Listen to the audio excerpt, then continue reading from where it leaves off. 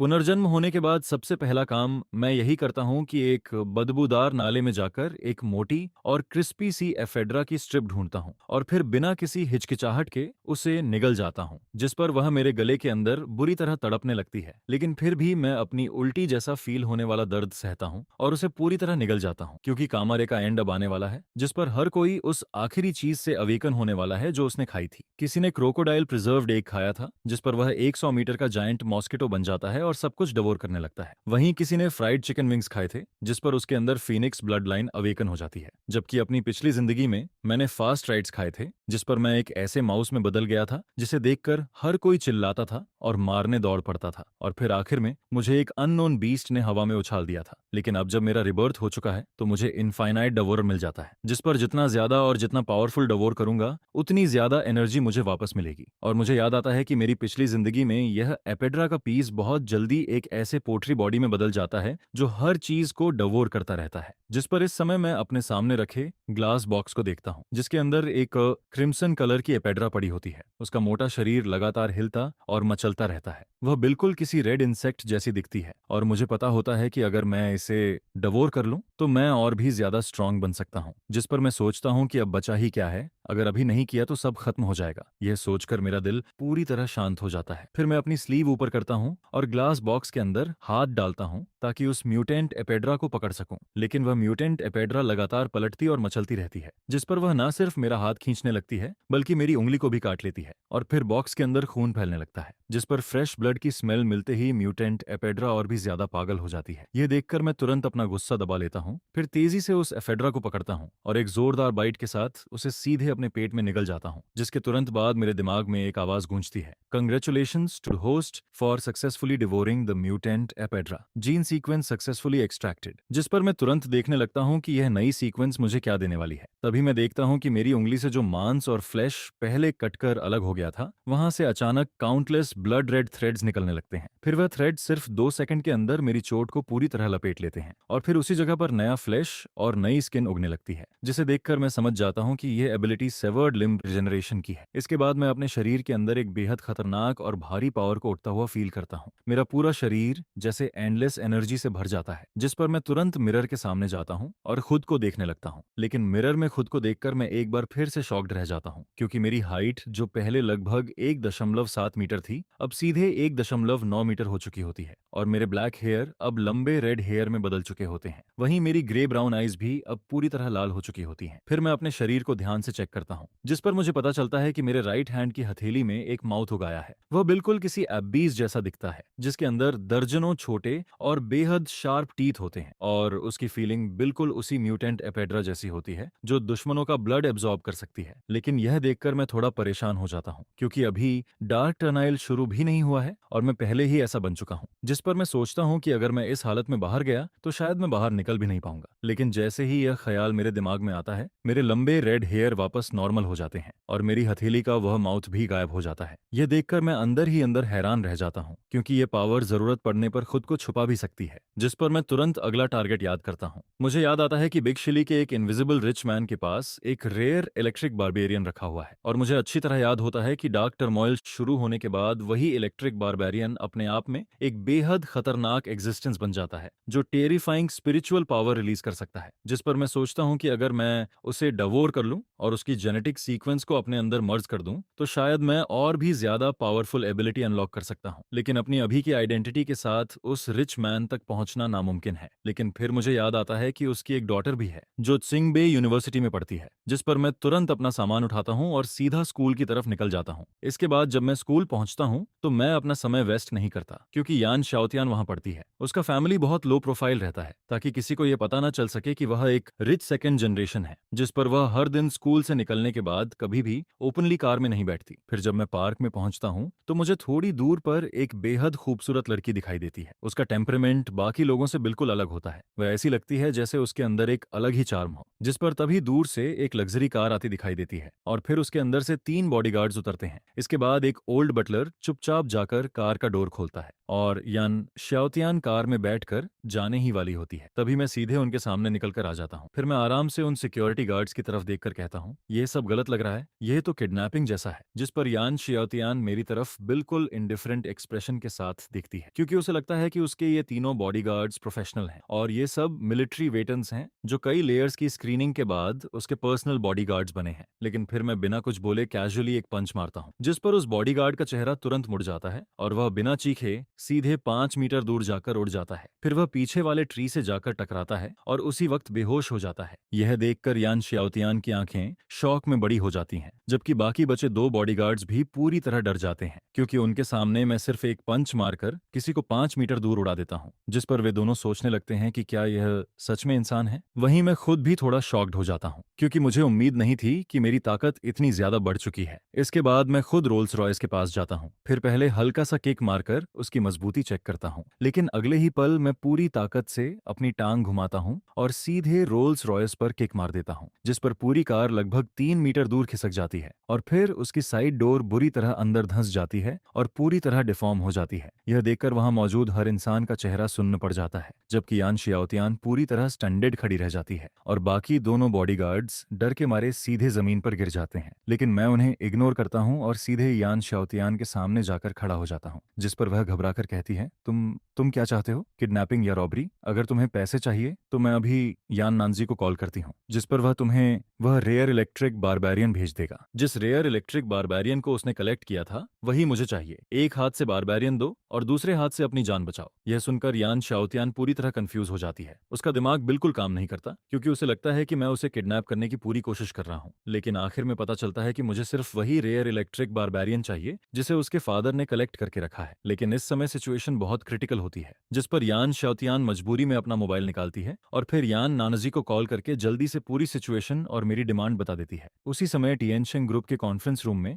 एक middle aged आदमी बैठा होता है, जिसके चेहरे पर अथॉरिटी साफ दिखाई देती है। लेकिन जैसे ही उसे ये कॉल मिलती है उसका एक्सप्रेशन तुरंत बदल जाता है, जैसे किसी ने उसके सबसे बड़े एनिमी को छू लिया हो। वह तुरंत गुस्से में बोलता है, दारू सिटी में किसी की हिम्मत कैसे हुई कि मेरी बेटी को हाथ लगाए? तुरंत मिलिट्री को इन्फॉर्म करो। उन्हें बोलो कि अपने सबसे इलीट लोग भेजें और अभी के अभी भेजें। इसके बाद वह फिर बोलता है, साथ ही दारू सिटी की सबसे हाई लेवल मेडिकल टीम को भी बुलाओ। उन्हें बोलो कि सबसे बेस्ट इक्विपमेंट लेकर आएं, फिर एक जगह फिक्स करके स्टैंड बाय पर रहें ताकि इमरजेंसी में तुरंत रिस्पॉन्स दिया जा सके। मैं खुद अभी आता हूँ। यह सब अरेंज करने के बाद यान नानजी ड्राइवर से कहता है कि पहले घर चलो और वहां से वह छोटा कंप्यूटर लेकर निकलो। इधर यान शाओतियान मेरी तरफ देखकर कहती है, मैंने तुम्हारी डिमांड पूरी कर दी है, मेरे फादर आधे घंटे में यहाँ पहुंच जाएंगे। जिस पर मैं हल्का सा सिर हिलाता हूँ। फिर कुछ देर बाद मैं बोलता हूँ, 2 दिन बाद लैंड शिंग के ऊपर एक ऑरोरा गुजरेगी, जिस पर ऑर्किड स्टार के सारे क्रिएचर्स म्यूटेट होकर म्यूटेंट बीस्ट्स बन जाएंगे और फिर दुनिया का पूरा ऑर्डर टूट जाएगा। सोसाइटी ऐसी केओस में चली जाएगी जैसी पहले कभी नहीं हुई। फिर मैं आगे कहता हूँ, वही इलेक्ट्रिक पल्स भी एक टेरिफाइंग म्यूटेंट बीस्ट बन जाएगा। अगर तुमने उसे नहीं संभाला तो तुम्हारी पूरी फैमिली बहुत बुरी तरह मर जाएगी। मानो या मत मानो, मुझे वह पल्स मुफ्त में नहीं चाहिए। इसके बदले में तुम्हें पहले से ये लाइफ सेविंग खबर दे रहा हूँ और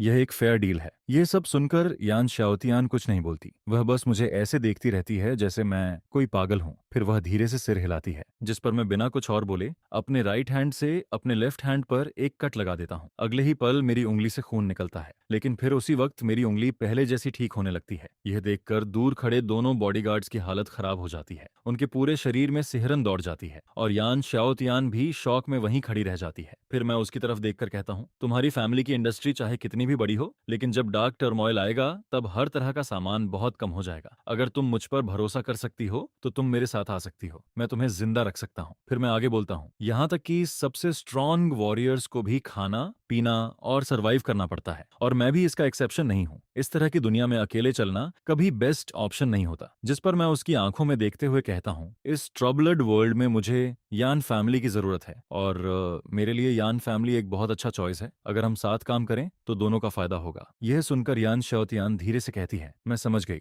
मैं ये सब अपने फादर को बता दूंगी, फिर उनके साथ डिस्कस करूंगी और जितना जल्दी हो सके तुम्हें जवाब दूंगी। उसी समय दूर से इमरजेंसी व्हीकल्स की आवाज आने लगती है। फिर कई आर्मर्ड व्हीकल्स वहां आकर रुक जाते हैं, जिस पर एक मिडिल एज्ड आदमी कार से उतरता है और तेजी से आगे आता है। वह यान नानजी होता है। लेकिन जैसे ही उसकी नजर बुरी तरह डैमेज्ड रोल्स रॉयस पर पड़ती है, उसका दिल एकदम बैठ जाता है। लेकिन अगले ही पल जब वह यान शाओतियान को सही सलामत देखता है तो वह राहत की सांस लेता है। मैं एक नजर उन हेविली आर्मर्ड मिलिट्री लोगों की तरफ देखता हूँ और फिर बिना किसी डर के यान नानजी की तरफ देखकर मुस्कुराता हूँ। फिर मैं कहता हूँ, बॉस यान, जो चीज मुझे चाहिए थी क्या वह लाए हो? यह सुनकर यान नानजी थोड़ी देर के लिए रुक जाता है, क्योंकि उसने नहीं सोचा था कि उसकी बेटी को किडनैप करने वाला इंसान इतना यंग होगा। फिर वह धीरे से कहता है, ये वही है जो तुम चाहते थे। इतना कहकर वह एक सूटकेस मेरी तरफ फेंक देता है, जिस पर मैं उसे पकड़ता हूँ और खोल देता हूँ। उसके अंदर एक ब्लू इलेक्ट्रिक बारबारियन रखा होता है। उसके शरीर से एक अजीब सी स्मेल आ रही होती है। मैं बिना कुछ बोले उसे हाथ में उठाता हूँ और फिर सीधे उसे खाना शुरू कर देता हूँ। यह देखकर यान नानजी और यान श्याओतियान दोनों पूरी तरह स्टंड रह जाते हैं। उन्हें समझ ही नहीं आता कि आखिर मेरे साथ चल क्या रहा है। वहीं पास खड़े मिलिट्री वाले भी हैरान रह जाते हैं, क्योंकि उन्हें लगने लगता है कि शायद उन्हें कोई मेंटली अनस्टेबल आदमी मिल गया है। लेकिन इलेक्ट्रिक बारबेन को खाने के बाद मेरे शरीर से अचानक बिजली जैसी एनर्जी निकलने लगती है। यह देखकर यान नानजी गहरी सांस खींचता है, क्योंकि वह जानता है कि इस इलेक्ट्रिक बारबेरियन की पावर इतनी डेंजरस है कि वह एक मीडियम साइज्ड म्यूटेंट बीस्ट को भी खत्म कर सकता है। उसी समय मेरे दिमाग में फिर वही आवाज गूंजती है, congratulations to the host, successfully devoured electric बारबियन, जीन सीक्वेंस सक्सेसफुली एक्सट्रैक्टेड। जिस पर अगले ही पल मेरे दिल की धड़कन तेज हो जाती है। मेरे छोटे ब्लैक हेयर अचानक लंबे रेड हेयर में बदल जाते हैं और मेरी आंखें फिर से लाल हो जाती हैं। फिर मैं अपने दोनों हाथ आगे करता हूँ और अपनी 10 उंगलियों के बीच एक ब्लड बॉल बनाना शुरू करता हूँ। अगले ही पल वह ब्लड बॉल हवा में एक्सप्लोड कर जाता है, जिस पर वहां मौजूद सभी मिलिट्री लोगों के शरीर में एक बहुत तेज इलेक्ट्रिक करंट दौड़ जाता है और फिर वे सब जमीन पर गिरकर बेहोश हो जाते हैं। लेकिन यान शाओतियान और यान नानाजी को कुछ नहीं होता। फिर मैं आखिरी बार उन फादर और डॉटर की तरफ देखता हूँ और फिर अगले ही पल मैं अंधेरे में गायब हो जाता हूँ, क्योंकि डार्क टर्नाइल शुरू होने में अब एक दिन से भी कम टाइम बचा होता है और मेरे पास डवोर करने का सिर्फ एक आखिरी मौका बचा होता है। मुझे टर्मोइल शुरू होने से पहले उसे डवोर करना ही होगा। जिस पर मुझे अचानक याद आता है कि ग्रेट रू क्लैन के जू में एक स्पेशल ईगल रखा गया है। उसके शरीर पर अजीब टैटूज हैं और उसके फेदर्स लोहे जितने हार्ड हैं। अगर मैं उसे डवोर कर लूं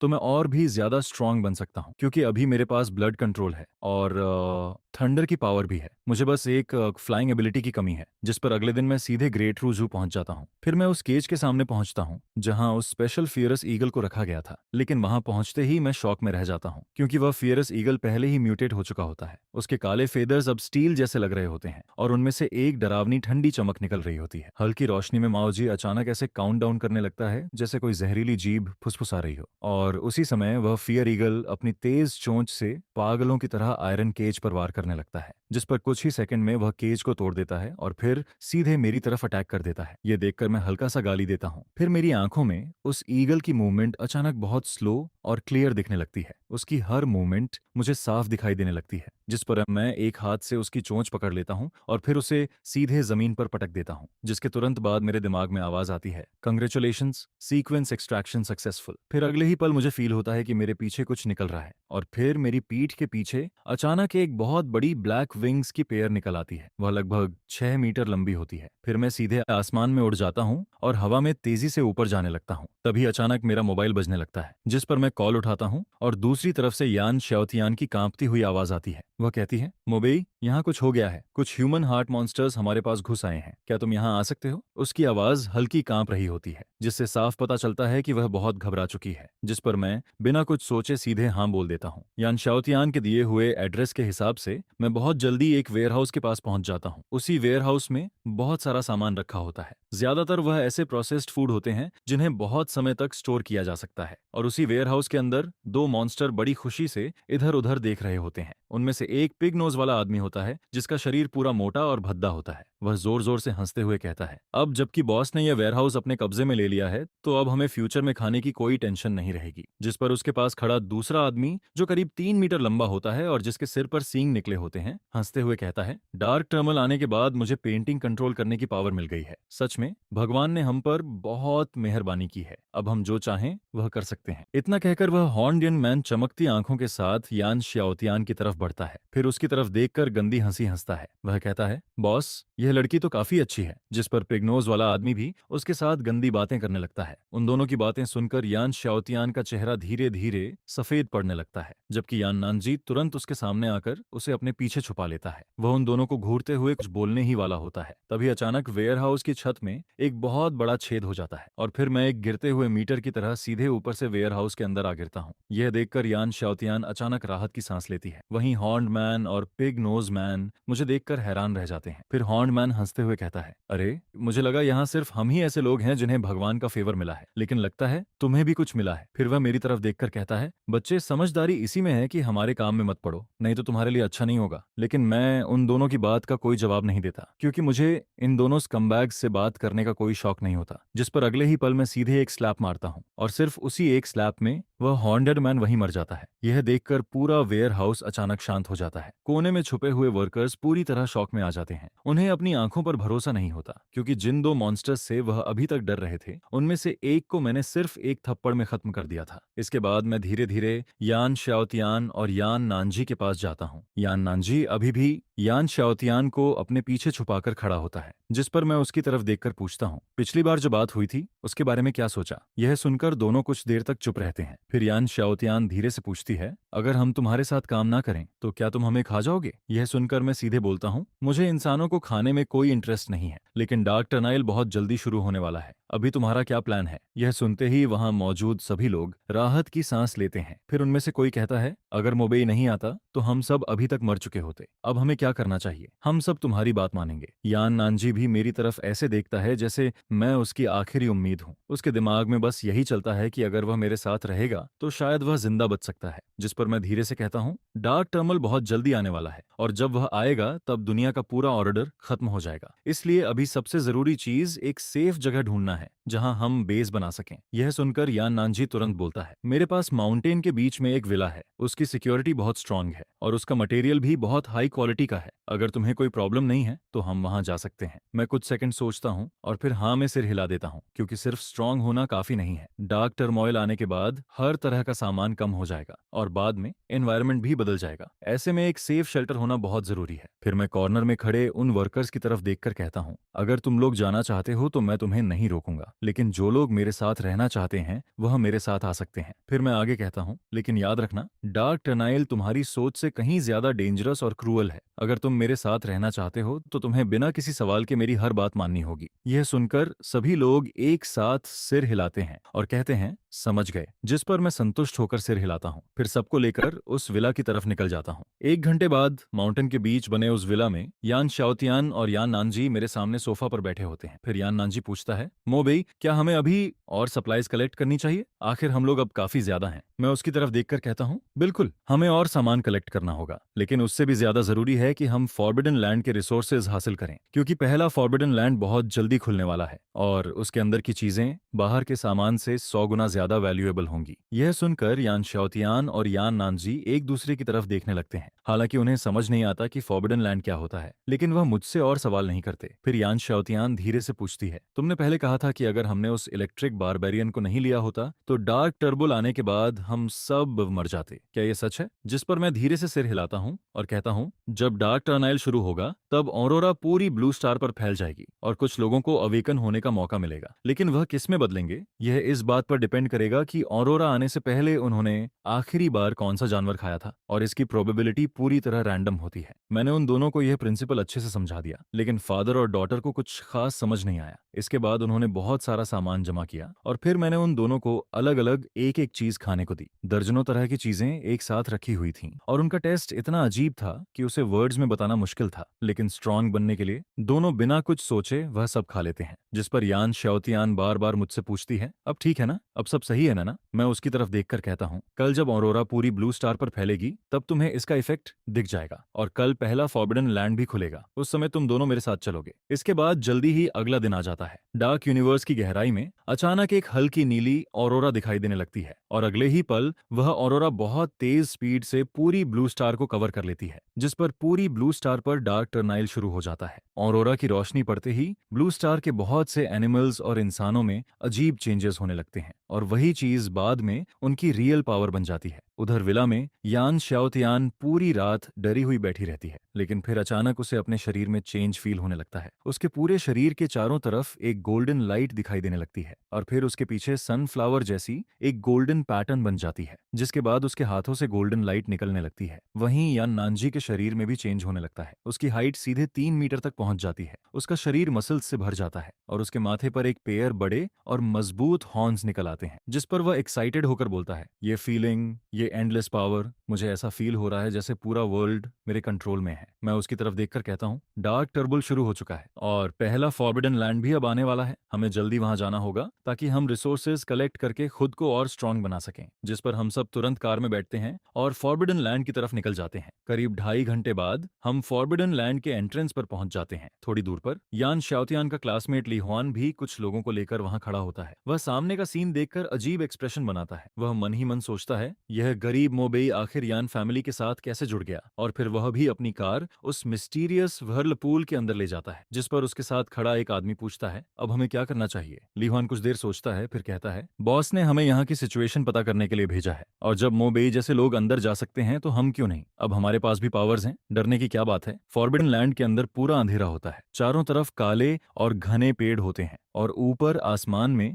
एक ब्लड रेड सन दिखाई देता है। उसी समय सामने के जंगल से अचानक बहुत डरावनी आवाजें आने लगती हैं, जैसे कोई रो रहा हो या कोई भेड़िया चिल्ला रहा हो। यह सुनकर कार में बैठे सभी लोग डरकर एक दूसरे के पास आ जाते हैं। फिर मैं शांत आवाज में कहता हूँ, फॉरबिडन लैंड में डार्क साउंड स्पिरिट्स होते हैं, तुम उन्हें एलियन क्रिएचर्स की तरह समझ सकते हो। इसके बाद मैं धीरे से ब्रेक लगाता हूँ और यान नानजी की तरफ देखकर कहता हूँ, बॉस यान, अब आप कार चलाओ, मैं आगे रास्ता साफ करता हूँ। यान नानजी कुछ समझ पाता उससे पहले ही मैं कार से बाहर कूद जाता हूँ। अगले ही पल सामने के फॉग के अंदर से कई काले साए बाहर निकल आते हैं। वे सभी करीब 2 मीटर लंबे होते हैं। उनके शरीर पर काला धुआं लिपटा होता है और देखने से ही साफ पता चलता है कि वे नॉर्मल इंसान नहीं हैं। यह देखकर यान नानजी घबरा जाता है। फिर वो बोलता है, मोबेई, चाहे तुम कितने भी स्ट्रांग हो लेकिन सामने वाले बहुत ज्यादा हैं। मैं भी नीचे उतरकर तुम्हारी मदद करता हूँ। शाओतियान, तुम कार चलाना। इतना कहकर वह कार का डोर खोलने ही वाला होता है, लेकिन तभी मैं बस अपना हाथ आगे बढ़ाता हूँ और अगले ही पल सामने खड़े 6 डार्क साउंड स्पिरिट्स वहीं फट जाते हैं। उनके शरीर ऐसे टूटते हैं कि वहां खून का एक कतरा तक नहीं बचता। यह देखकर यान नानजी कार का डोर खोलते खोलते रुक जाता है।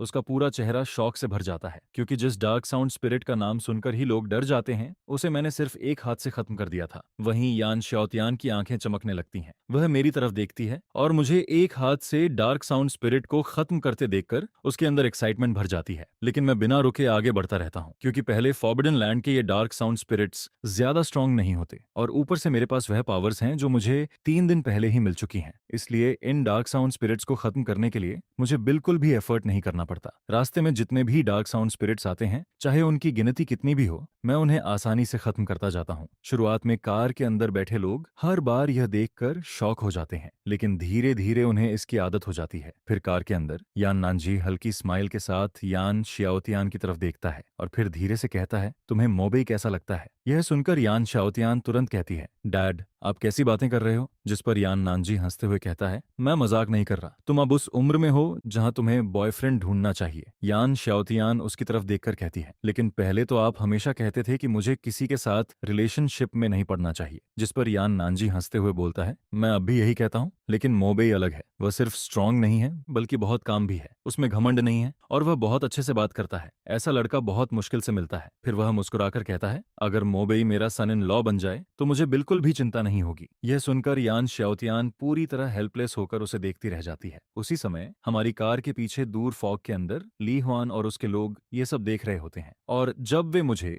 एक के बाद एक डार्क साउंड स्पिरिट्स को सेकंडों में खत्म करते हुए देखते हैं तो वहां मौजूद हर इंसान की आंखें शौक से बड़ी हो जाती हैं। उन सबके दिल में बहुत कुछ चल रहा होता है। जिस पर ली हुआन तो इतना ज्यादा गुस्से में होता है कि वह अपने दांत पीसते हुए खड़ा रहता है। यह बैस्टर्ड सच में सुपर पावर हासिल कर लेता है और सबसे बड़ी बात तो यह होती है कि अब वह मुझसे भी ज्यादा स्ट्रांग बन चुका है। यह सोचकर ली हुआन के अंदर और भी ज्यादा जलन होने लगती है। जिस पर उसके पास खड़ा एक छोटा भाई जल्दी से पूछता है, अब हम क्या करें। यह सुनकर ली हुआन एक लंबी और भारी सांस छोड़ता है और फिर कहता है, भले ही ये किड पावरफुल हो गया है लेकिन आखिर में ये अभी भी एक इंसान ही है। इंसानों की अपनी लिमिट्स होती हैं। अगर ये ऐसे ही लगातार लड़ता रहेगा तो देर सवेर इसकी ताकत खत्म हो जाएगी। जिस पर वह आगे कहता है, इसलिए अभी हम इसका पीछा करते हैं और जब हमें कोई रियल में अच्छी चीज मिलती है तब हम उसे छीन लेंगे। तब तक इसकी सारी एनर्जी खत्म हो चुकी होगी और हमारे पास अभी भी 5 लोग हैं। ऐसा नहीं हो सकता कि हम मिलकर भी इसे हरा ना पाएं। इसके बाद मैं लगातार आगे का रास्ता साफ करता रहता हूँ। जिस पर जब मैं फिर से डार्क साउंड के एक बड़े ग्रुप को खत्म करता हूँ तब मैं पीछे की तरफ देखकर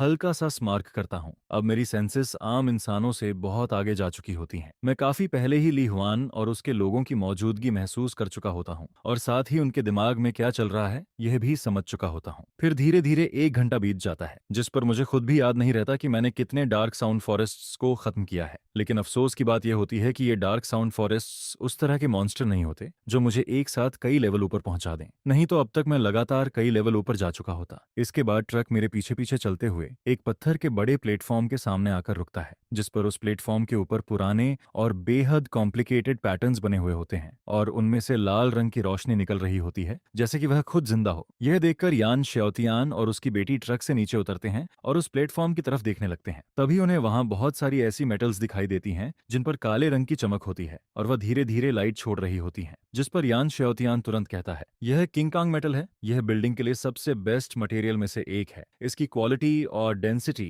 ब्लू स्टार पर मौजूद बाकी सभी मटेरियल्स से कहीं ज्यादा है। अगर हम इसे वापस ले जाएं तो विला को और भी ज्यादा स्ट्रांग बना सकते हैं। यह सुनते ही यान नानजी बिल्कुल भी समय बर्बाद नहीं करती। वह तुरंत ट्रक का पिछला डोर खोलती है और वर्कर्स को बाहर निकलकर सामान उठाने के लिए कहती है। लेकिन उसी समय अंधेरे के अंदर छिपे हुए लोग भी यह सब देख रहे होते हैं, जिस पर उनमें से एक आदमी धीरे से कहता है, ब्रोदरली, घर के सामने रखी यह काली चीजें बिल्कुल सिंपल नहीं लग रही हैं। क्या अब हमें मूव करना चाहिए? यह सुनकर ली हुआन कुछ देर सोचता है, फिर वह धीरे से सिर हिलाता है और कुछ बोलने ही वाला होता है। तभी ज्यादा दूर नहीं, फॉग के अंदर से अचानक हंसी की आवाज आने लगती है, जिस पर फॉग के अंदर से 3 आदमी और 2 औरतें स्वैगर करते हुए बाहर आते हैं। उनमें से एक हंसते हुए कहता है, अब तुम्हारे पास ताकत नहीं बची होगी। तुम अकेले हो और हम 5 लोग हैं। तुम हमारा मुकाबला बिल्कुल नहीं कर सकते। जिसके बाद उन लोगों में से एक पीले बालों वाला आदमी अचानक अपना बॉडी बड़ा करने लगता है। कुछ ही सेकंड में उसका पूरा शरीर 3 मीटर लंबा हो जाता है। उसका चेहरा भी धीरे धीरे बदलकर एक पिग हेड में बदलने लगता है। वह भारी कदमों से हमारी तरफ चलना शुरू करता है और हर कदम के साथ जमीन पर डल आवाज गूंजती रहती है, जिस पर ब्लड रेड आसमान की रोशनी उसके पिग फेस पर पड़ती है और उसका दबाव और भी ज्यादा खतरनाक लगने लगता है। यह देखकर मैं सिर्फ ठंडी हंसी हंसता हूँ। अगले ही पल मेरी पीठ के पीछे काले और नीले रंग के बड़े फेदर्स निकल आते हैं, जिनके ऊपर इलेक्ट्रिक करंट दौड़ रहा होता है। उनके निकलते ही हवा में सिजिल की आवाज गूंजने लगती है और फिर अगले ही सेकंड एक जोरदार धमाके के साथ वह 3 मीटर लंबा आदमी जमीन पर गिर जाता है, जिस पर उसका पूरा शरीर कांपने लगता है और उसके मुंह से खून निकलने लगता है।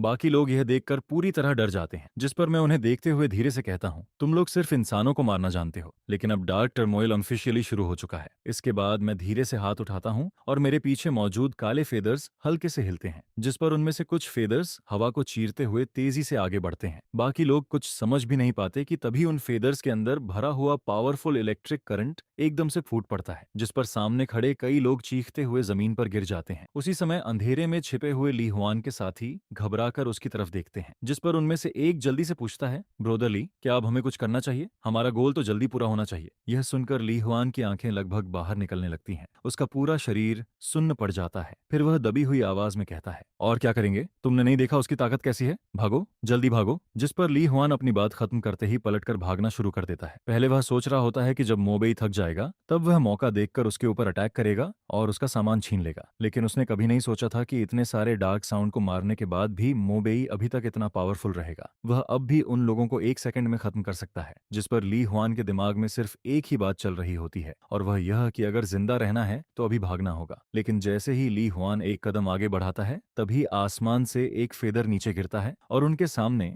कई मीटर दूर जमीन में धंस जाता है, जिस पर एक ठंडी आवाज सुनाई देती है, क्या मैंने तुम्हें जाने दिया? यह सुनते ही ली हुआन और उसके साथ खड़े सभी लोग वहीं जम जाते हैं। उन सबको ऐसा फील होने लगता है जैसे मौत ने उन्हें सीधे टारगेट कर लिया हो। एक पल में ही ली हुआन की गर्दन पर पसीना आने लगता है। वह ऊपर देखता है और आसमान में मोबेई को देखता है, जो अपनी पीठ के पीछे फैले हुए विशाल काले विंग्स के साथ धीरे धीरे नीचे उतर रहा होता है। उसके पीछे मौजूद वे बड़े ब्लैक फेदर्स लगातार हिल रहे होते हैं, जिस पर उनके हिलने से आसपास की फॉग भी धीरे धीरे हटने लगती है। उस वक्त मोबेई किसी डीमन लॉर्ड से कम नहीं लग रहा होता, जिस पर ली हुआन की आंखें फैल जाती हैं। उसके दिल के अंदर केओस भर जाता है। उसे अब समझ आने लगता है कि शायद वे लोग शुरू से ही किसी ऐसे इंसान के पीछे पड़ गए थे जिससे उन्हें बिल्कुल भी नहीं उलझना चाहिए था। और सबसे बड़ी बात यह होती है कि मोबेई ने सिर्फ उन्हें नोटिस ही नहीं किया था, बल्कि काफी पहले से उन पर नजर रखे हुए था। जिस पर ली हुआन के दिमाग में एक सवाल बार बार आने लगता है, वे लोग भी रिटेल फाइटर्स ही हैं और मोबेई भी। फिर आखिर मोबेई इतना अलग कैसे हो सकता है? उसने कैसे पहले ही उनकी मौजूदगी महसूस कर ली? क्या रिटेल फाइटर्स के बीच भी इतना बड़ा फर्क होता है? लेकिन उन्हें यह नहीं पता होता कि फर्क सच में होता है।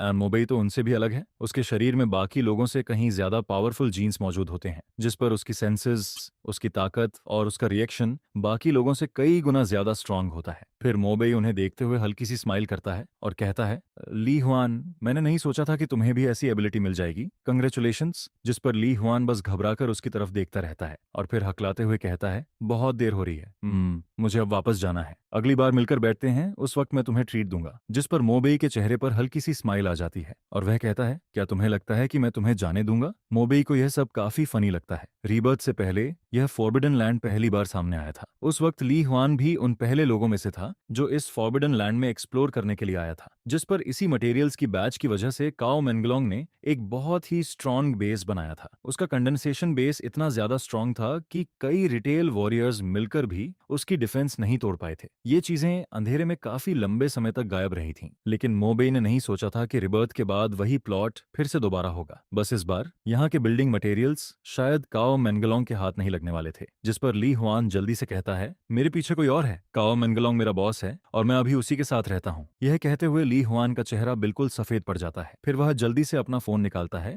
और किसी का नंबर डायल करता है। लेकिन उसी पल जैसे ही कॉल कनेक्ट होती है, मोबेई के हाथ का फेदर सीधा उड़कर ली हुआन के माथे के बीचों बीच घुस जाता है। कोई दर्द फील नहीं होता, बस पूरा शरीर सुन्न पड़ जाता है, क्योंकि जैसे ही वह फेदर उसके माथे में घुसता है, एक बहुत स्ट्रॉन्ग इलेक्ट्रिक करंट ली हुआन के पूरे बॉडी में फैल जाता है, जिस पर ली हुआन का शरीर वहीं का वहीं रुक जाता है। उसकी आंखें पूरी तरह शॉक और डिसबिलीफ से भरी होती हैं। अगले ही सेकंड में वह वहीं मर जाता है। यह देखकर बाकी लोग पूरी तरह डर जाते हैं, जिस पर वे सब जोर से चिल्लाते हैं और मुड़कर भागने लगते हैं। लेकिन मोबेई उन्हें भागने का मौका बिल्कुल नहीं देता। लगभग उसी पल उसके पीछे मौजूद बिजली वाले फेदर्स एक साथ आगे निकलते हैं, जिस पर बाकी लोग भी ली हुआन की तरह कुछ बोलने का चांस मिलने से पहले ही खत्म हो जाते हैं। इसके बाद जमीन पर गिरे हुए फोन से एक भारी और गुस्से भरी आवाज लगातार आने लगती है। यह काओ मेंगलोंग की आवाज होती है। किसने फोर्थ ब्रदर पर अटैक किया? कौन है वो? उसे वहां की एग्जैक्ट सिचुएशन पता नहीं होती, लेकिन लोगों की चीखें सुनकर वह समझ जाता है कि उसके लोग मारे जा चुके हैं। जिस पर काओ मेंगलोंग और ज्यादा गुस्से में चिल्लाता है, मैं काओ मेंगलोंग हूँ, जिसने भी मेरे लोगों को हाथ लगाया है, चाहे वो कोई भी हो, वह गया। लेकिन मोबेई उसकी किसी बात का जवाब नहीं देता,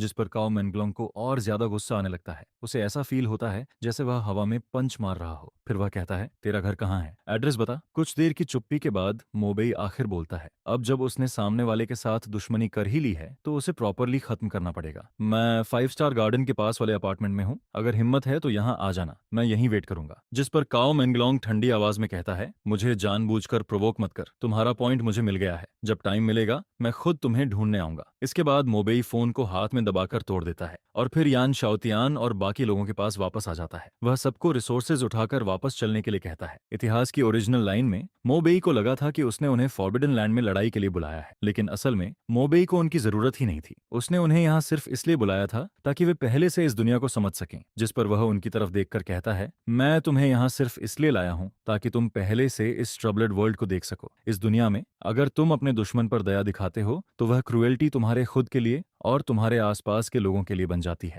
यह सुनकर दोनों औरतें शौक में उसकी तरफ देखने लगती हैं। फिर अचानक मोबेई पूछता है, मैंने उन सबको मार दिया, एक भी नहीं छोड़ा, क्या तुम्हें लगता है कि मैं थोड़ा क्रूअल हूं? जिस पर यान शाओतियान सिर हिलाता है और सीरियस होकर कहता है, नहीं, उन्होंने पहले हम पर अटैक किया था, अगर हम उनसे कमजोर होते तो शायद हमारा एंड भी अच्छा नहीं होता। यान नानजी भी उसकी बात सुनकर धीरे से सिर हिलाता है। इसके बाद ज्यादा देर नहीं लगती और सारे किंग कांग मटेरियल्स टैंकर पर चढ़ा दिए जाते हैं। फिर सब लोग वापस गाड़ी में बैठ जाते हैं और फॉरबिडन लैंड से बाहर निकलने लगते हैं। वापसी के रास्ते में उन्हें कोई और इंसान नहीं मिलता, लेकिन फॉग के अंदर से बार बार डार्क क्रिएचर्स बाहर आते रहते हैं। वे बिल्कुल गेम डंजन के मॉन्स्टर्स की तरह बार बार सामने आ रहे होते हैं। जिस पर यान नानजी मोबेई को इन डार्क क्रिएचर्स को आसानी से खत्म करते हुए देखकर खुद भी ट्राई करने का सोचता है। फिर वह अपना बॉडी टाइट करता है, उसकी पूरी मसल्स फूल जाती हैं और उसका शरीर अचानक 3 मीटर तक बड़ा हो जाता है। उसके ऊपर का सूट फट जाता है और उसके माथे पर 2 बड़े हॉर्न्स निकल आते हैं। इसके बाद वह जोर से दहाड़ता है और एक डार्क क्रिएचर की तरफ भागता है। फिर अपने शार्प हॉर्न से उसके बॉडी पर जोरदार अटैक करता है। लेकिन अगले ही पल यान नानजी शॉक हो जाता है, क्योंकि डार्क क्रिएचर को ज्यादा फर्क ही नहीं पड़ता, जिस पर वह जल्दी से उसके सिर पर पंच मारता है। लेकिन वह फास्ट होता है और डार्क क्रीचर उससे भी ज्यादा फास्ट निकलता है। अगले ही सेकंड वह अपना हाथ घुमाकर यान नंजी के चेहरे पर जोरदार थप्पड़ मार देता है, जिस पर यान नानजी सीधे पीछे की तरफ उड़ जाता है। ड्राइवर सीट पर बैठा यान शियाओतियान ये देखकर अपना मुंह खोलकर रह जाता है। उसका पूरा बॉडी सुन्न पड़ जाता है। उसे यकीन ही नहीं होता कि उसके पिता को एक डार्क क्रिएटर ने थप्पड़ मार दिया। लेकिन मोबेई के लिए यह कोई सरप्राइज नहीं होता, क्योंकि यान नानजी हमेशा से एक रिच आदमी रहा है। उसे कभी लड़ाई करना नहीं आया और अभी अभी उसे ये पावर मिली है, इसलिए वह अभी तक इस ताकत के साथ प्रॉपरली अडेप्ट भी नहीं कर पाया है। शुरू में मोबेई उन दो डार्क क्रिएचर्स को खुद खत्म करना चाहता है, लेकिन यान नानजी उसे मना कर देता है। काफी मुश्किल से दो डार्क क्रिएचर्स को खत्म करने के बाद जब यान नानजी वापस गाड़ी में आता है, तब उसकी हालत आधी जान निकलने जैसी हो चुकी होती है, जिस पर वह मोबेई की तरफ देखकर कहता है, मोबेई, मैं तुमसे बहुत कम हूँ। मुझे लगा था कि ये डार्क क्रिएचर्स कुछ खास नहीं होंगे, लेकिन अब तो मैंने खुद जोक बनवा लिया। यह कहते हुए वह थोड़ा शर्मिंदा हो जाता है, क्योंकि डार्क क्रिएचर्स की असली ताकत देखने के बाद उसे अब जाकर समझ आता है कि मोबेई कितना ज्यादा स्ट्रांग है। एक इंसान होकर भी वह 6 डार्क क्रिएचर्स को एक सेकंड में खत्म कर देता है, लेकिन मोबेई बस उसकी बात सुनकर चुप रहता है। इसके बाद ज्यादा देर नहीं लगती और उनकी गाड़ी आराम से फॉरबिडन एरिया से बाहर निकल जाती है। फिर वे लोग वापस विला पहुंच जाते हैं, जिस पर यान नानजी वर्कर्स को नीचे उतरकर सामान अनलोड करने के लिए कहता है। सामान नीचे उतारा जाता है और साथ ही लोगों को लगाकर वज्र इंस्टॉल करने की तैयारी भी शुरू कर दी जाती है। विला को एक डूम्सडे फोर्ट्रेस में बदलना था, ताकि उनके पास एक और सेफ्टी हो। फॉरबिडन लैंड से रिसोर्सेज मिल चुके थे, अब उन्हें बाकी सप्लाईज भी जमा करनी थी, जिस पर यान नानजी भी सिर हिलाकर कहता है, सिर्फ खाना ही नहीं और भी बहुत सारी चीजें जमा करनी होंगी, जैसे सिगरेट्स, टूल्स, टेंट्स और बाकी का सामान। जितनी ज्यादा चीजें होंगी उतना बेहतर रहेगा। जिस पर मोबे भी समझाता है कि एंड टाइम में सिर्फ फूड ही इंपॉर्टेंट नहीं होता, बाकी रिसोर्सेज को भी इग्नोर नहीं किया जा सकता। जैसे कुछ प्रिजन्स में सिगरेट्स बहुत काम आती हैं। अगर किसी के पास सिगरेट्स हों तो वह पूरे प्रिजन में रूल कर सकता है, और अब बाहर की दुनिया में भी वही होने वाला है। जिस पर यान नानजी कहता है, मोबेई, मैं भी तुम्हारे साथ चलना चाहता हूँ। मोबेई उसे मना नहीं करता। फिर कुछ वर्कर्स को साथ लेकर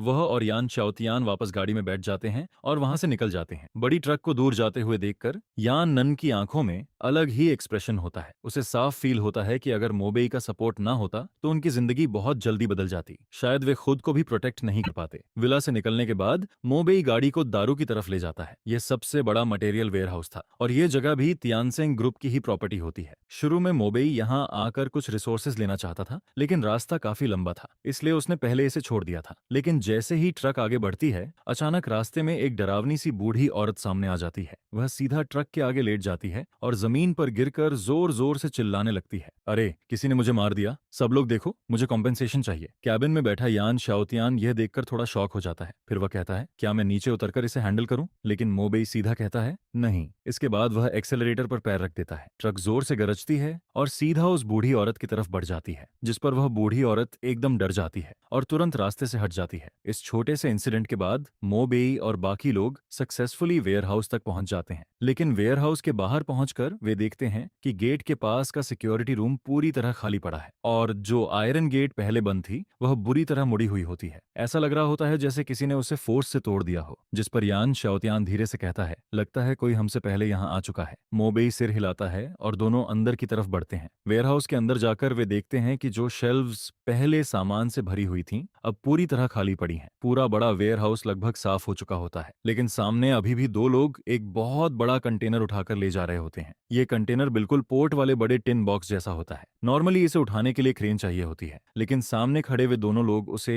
एक आगे और एक पीछे से पकड़कर आसानी से उठा रहे होते हैं, जिस पर साफ पता चल रहा होता है कि वे आम इंसान नहीं हैं। अचानक मोबेई और यान शाओतियान को देखकर वे दोनों कुछ देर के लिए रुक जाते हैं। फिर उनमें से एक पूछता है, क्या तुम लोग बॉस काओ ने हेल्प के लिए भेजे हैं? जिस पर मोबेई सीधा कहता है, तुम काओ मेंगलोंग की बात कर रहे हो। यह सुनते ही मोबेई को खुद भी थोड़ा सरप्राइज होता है। उसे उम्मीद नहीं थी कि यहाँ भी काओ मेंगलोंग के लोग मिल जाएंगे। अब साफ था कि यहाँ का सारा सामान भी उसी ने पहले उठवा लिया था, जिस पर वे दोनों भी समझ जाते हैं कि मोबेई उनके लोग नहीं हैं। अगले ही पल वे कंटेनर को नीचे रख देते हैं। भारी कंटेनर जमीन पर गिरता है और एक जोर की आवाज आती है। इसके बाद दोनों सीधे बैटल मोड में आ जाते हैं। सामने खड़े एक आदमी के सिर पर बालों वाले बड़े कान निकल आते हैं और उसके मुंह के दोनों तरफ लंबे दांत बाहर आने लगते हैं, जबकि दूसरा आदमी अचानक बहुत बड़ा हो जाता है और उसका शरीर एक चलते हुए मीट माउंटेन जैसा लगने लगता है। ड्रैगन किंगडम में ज्यादातर लोग पोर्क खाते हैं, इसलिए डार्क टर्मोइल आने के बाद बहुत सारे लोग पिग टाइप रिटेल वॉरियर बन जाते हैं और सामने वाला आदमी भी उन्हीं में से एक होता है। उसकी डिफेंस बहुत ज्यादा स्ट्रांग लग रही होती है,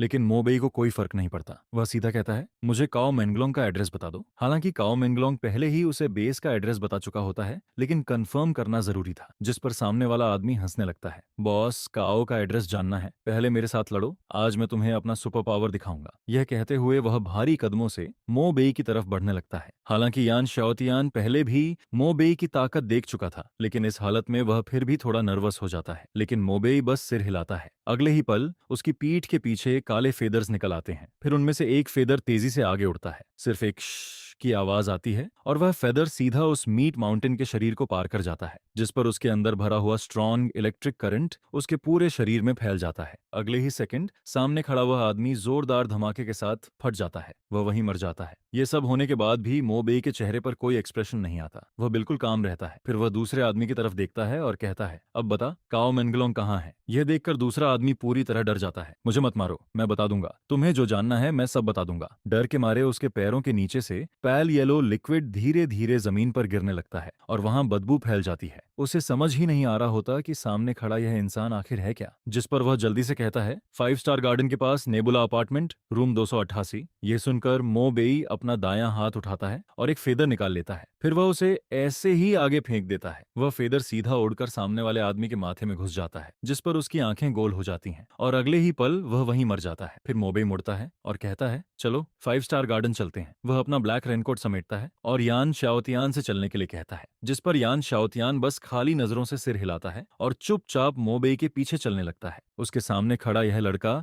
जरूरत से ज्यादा स्ट्रांग लगता है। उसके पीछे चलते हुए चाहे पहाड़ चढ़ना हो या आग में जाना हो, उसे किसी बात का डर फील नहीं होता। भले ही उसे पता होता है कि मोबेई अब सीधा काओ मेंगलोंग के अड्डे पर जाने वाला है, लेकिन उसके दिल में बिल्कुल भी डर नहीं होता। इसके बाद दोनों वेयरहाउस से बाहर निकलते हैं और वापस गाड़ी में बैठ जाते हैं। नेविगेशन लगाने के बाद वे वहां से निकल जाते हैं। अच्छी बात यह होती है कि अभी डार्क टर्मोइल की शुरुआत ही हुई होती है, इसलिए नेटवर्क पर ज्यादा असर नहीं पड़ा होता और वह अभी भी नॉर्मली काम कर रहा होता है। 5 स्टार गार्डन भी यहाँ से ज्यादा दूर नहीं होता, जिस पर आधे घंटे से भी कम टाइम में वे वहां पहुंच जाते हैं। रास्ते में मोबेई और यान शाओतियान कई सुपरमार्केट्स और मॉल से धुआं निकलता हुआ देखते हैं। कहीं कहीं लड़ाई की आवाजें भी सुनाई देती हैं, लेकिन मोबेई इन सब पर ध्यान नहीं देता। उसके लिए अभी सबसे जरूरी चीज काओ मेंगलोंग को खत्म करना होता है। जैसे ही वे 5 स्टार गार्डन पहुंचते हैं, मोबेई गाड़ी रोकता है। तभी सामने वाले अपार्टमेंट से एक हट्टा कट्टा आदमी बाहर आता है। उसने जैकेट पहन रखी होती है, जिस पर स्नो वुल्फ बना होता है। उसके पीछे उसके कई छोटे भाई भी बाहर निकलते हैं, जिस पर वह आदमी मोबेई को देखकर कहता है, तुम मोबेई हो? मोबेई भी उसकी तरफ देखकर पूछता है, तुम काओ मेंगलोंग हो? आवाज सुनते ही काओ मेंगलोंग तुरंत मोबेई को पहचान लेता है। यही वह आदमी होता है जिसने उसके 5 लोगों को मार दिया था। शुरू में उसे लगा था कि मोबेई बस बातें कर रहा है, लेकिन उसने नहीं सोचा था कि वह सच में खुद उसके सामने आ जाएगा। और सबसे बड़ी बात, मोबेई के साथ सिर्फ 2 लोग होते हैं, जबकि काओ मेंगलोंग की तरफ 8 लोग खड़े होते हैं और सभी रिटेल वॉरियर्स होते हैं। जिस पर काओ मेंगलोंग गुस्से में चिल्लाता है, इस बैस्टर्ड को खत्म कर दो। जो इसे सबसे पहले मारेगा उसे मैं 3 कैनेट बीफ दूंगा। यह सुनते ही उसके पीछे खड़े लोग जोर जोर से चिल्लाने लगते हैं। उनकी आंखों में लालच और गुस्सा दोनों आ जाता है। अगले ही पल सभी लोग एक साथ अपनी पावर एक्टिवेट कर देते हैं, जिस पर उनके शरीर पर पिग, डॉग, काऊ, बकी और शीप जैसे फीचर्स दिखने लगते हैं। यह देखकर यान शाओतियान थोड़ा नर्वस हो जाता है। फिर वह धीरे से पूछता है, मोबेई, हम सच में ठीक रहेंगे ना? हालांकि उसने पहले भी मोबेई की ताकत देखी थी, लेकिन सामने खड़े इतने सारे रिटेल वॉरियर्स को देखकर उसका दिल फिर भी घबराने लगता है। लेकिन मोबेई उसकी बात का कोई जवाब नहीं देता। वह सिर्फ काओ मेंगलोंग को देखता रहता है। वह उसके शरीर को ध्यान से देख रहा होता है, जैसे वह सोच रहा हो कि अगर यह भागने की कोशिश करेगा तो किस तरफ जाएगा। लेकिन काओ मेंगलोंग को मोबेई की यह चुप्पी डर की निशानी लगती है, जिस पर वह जोर से हंसता है और अगले ही सेकंड मोबेई की तरफ भागता है। फिर वह अपनी पूरी ताकत से एक पंच मोबेई पर मारता है, लेकिन मोबेई पीछे नहीं हटता। वह भी उसी वक्त अपना पंच आगे करता है। दोनों के पंच आपस में टकराते हैं, जिस पर जोरदार आवाज होती है और उनके हाथों के के बीच से स्पार्क्स निकलते हैं, लेकिन कोई भी पीछे नहीं हटता। इसी वक्त काओ मैंगलोंग के दोनों हाथों पर फिश स्केल्स जैसा आर्मर बन जाता है। फिर वह हंसते हुए कहता है, मेरी एबिलिटी फिश आर्मर है, मैं अपने हाथों पर यह आर्मर बना सकता हूँ। मोबेई फिर भी कुछ नहीं बोलता।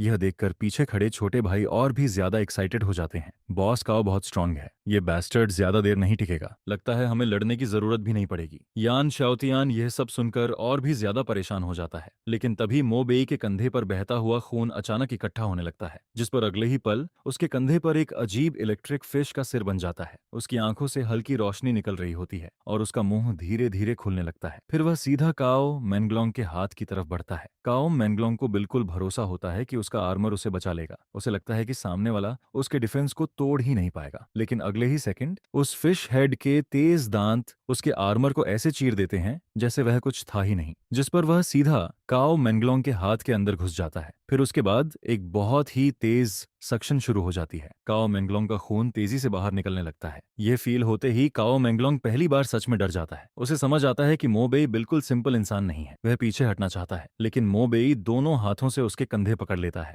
जिस पर काओ मैंगलोंग का खून लगातार बाहर निकलता रहता है। उसका चेहरा धीरे धीरे सफेद पड़ने लगता है, उसका पूरा शरीर कमजोर होने लगता है, और दूसरी तरफ मोबेई को फील होता है कि उसके शरीर की ताकत वापस आ रही है। उसके कंधे पर बना वह फिश हेड भी और ज्यादा बड़ा और लाल हो जाता है। कुछ ही देर में काओ मैंगलोंग के शरीर में एक बूंद भी खून नहीं बचता, जिस पर उसका शरीर सूखकर एकदम पतला हो जाता है और वह वहीं गिर जाता है। यह देखकर यान शाओतियान पूरी तरह शॉक में खड़ा रह जाता है। उसके सामने कुछ सेकंड्स पहले तक जिंदा खड़ा काओ मैंगलोंग अब एक सूखी हुई बॉडी बन चुका होता है, और पीछे खड़े बाकी छोटे भाई भी यह देखकर पूरी तरह डर जाते हैं। अभी कुछ देर पहले तक उनका बॉस बिल्कुल ठीक था, लेकिन अगले ही पल वह इस हालत में पहुंच गया। उन्हें समझ ही नहीं आता कि आखिर हुआ क्या, जिस पर उनमें से एक जोर से चिल्लाता है, भागो। अगले ही पल बाकी सभी लोग पीछे मुड़कर भागने लगते हैं, लेकिन मोबेई के चेहरे पर कोई एक्सप्रेशन नहीं आता। उसकी पीठ के पीछे फिर से ब्लैक फेदर्स निकल आते हैं, और काओ मैंगलोंग का खून एब्जॉर्ब करने के बाद उन फेदर्स पर कुछ लाल लाइंस भी दिखाई देने लगती हैं। फिर अगले ही पल सारे फेदर्स एक साथ हवा में उठते हैं, और उसके बाद वे सीधा भागते हुए लोगों की तरफ उड़ जाते हैं, जिस पर एक के बाद एक लोग वहीं गिरने लगते हैं। पूरी लड़ाई एक तरफा हो जाती है। ज्यादा देर नहीं लगती और मोबेई आराम से सबको खत्म कर देता है, जिस पर यान शाओतियान बस वहीं खड़ा रह जाता है और सामने फैली हुई खून की स्मेल को चुपचाप फील करता रहता है। उसकी नाक में इतनी भयानक बदबू जाती है जिसे फील करके उसे तुरंत उल्टी करने का मन होने लगता है, लेकिन यान शाओतियान बहुत अच्छे से जानता है कि ऐसे खराब टाइम में इस तरह की चीजें बिल्कुल नॉर्मल होती हैं, जिस पर यानली यह सब देखकर थोड़ा शॉक्ड हो जाता है। और वहीं मोबेई भी थोड़ा हैरान होता है,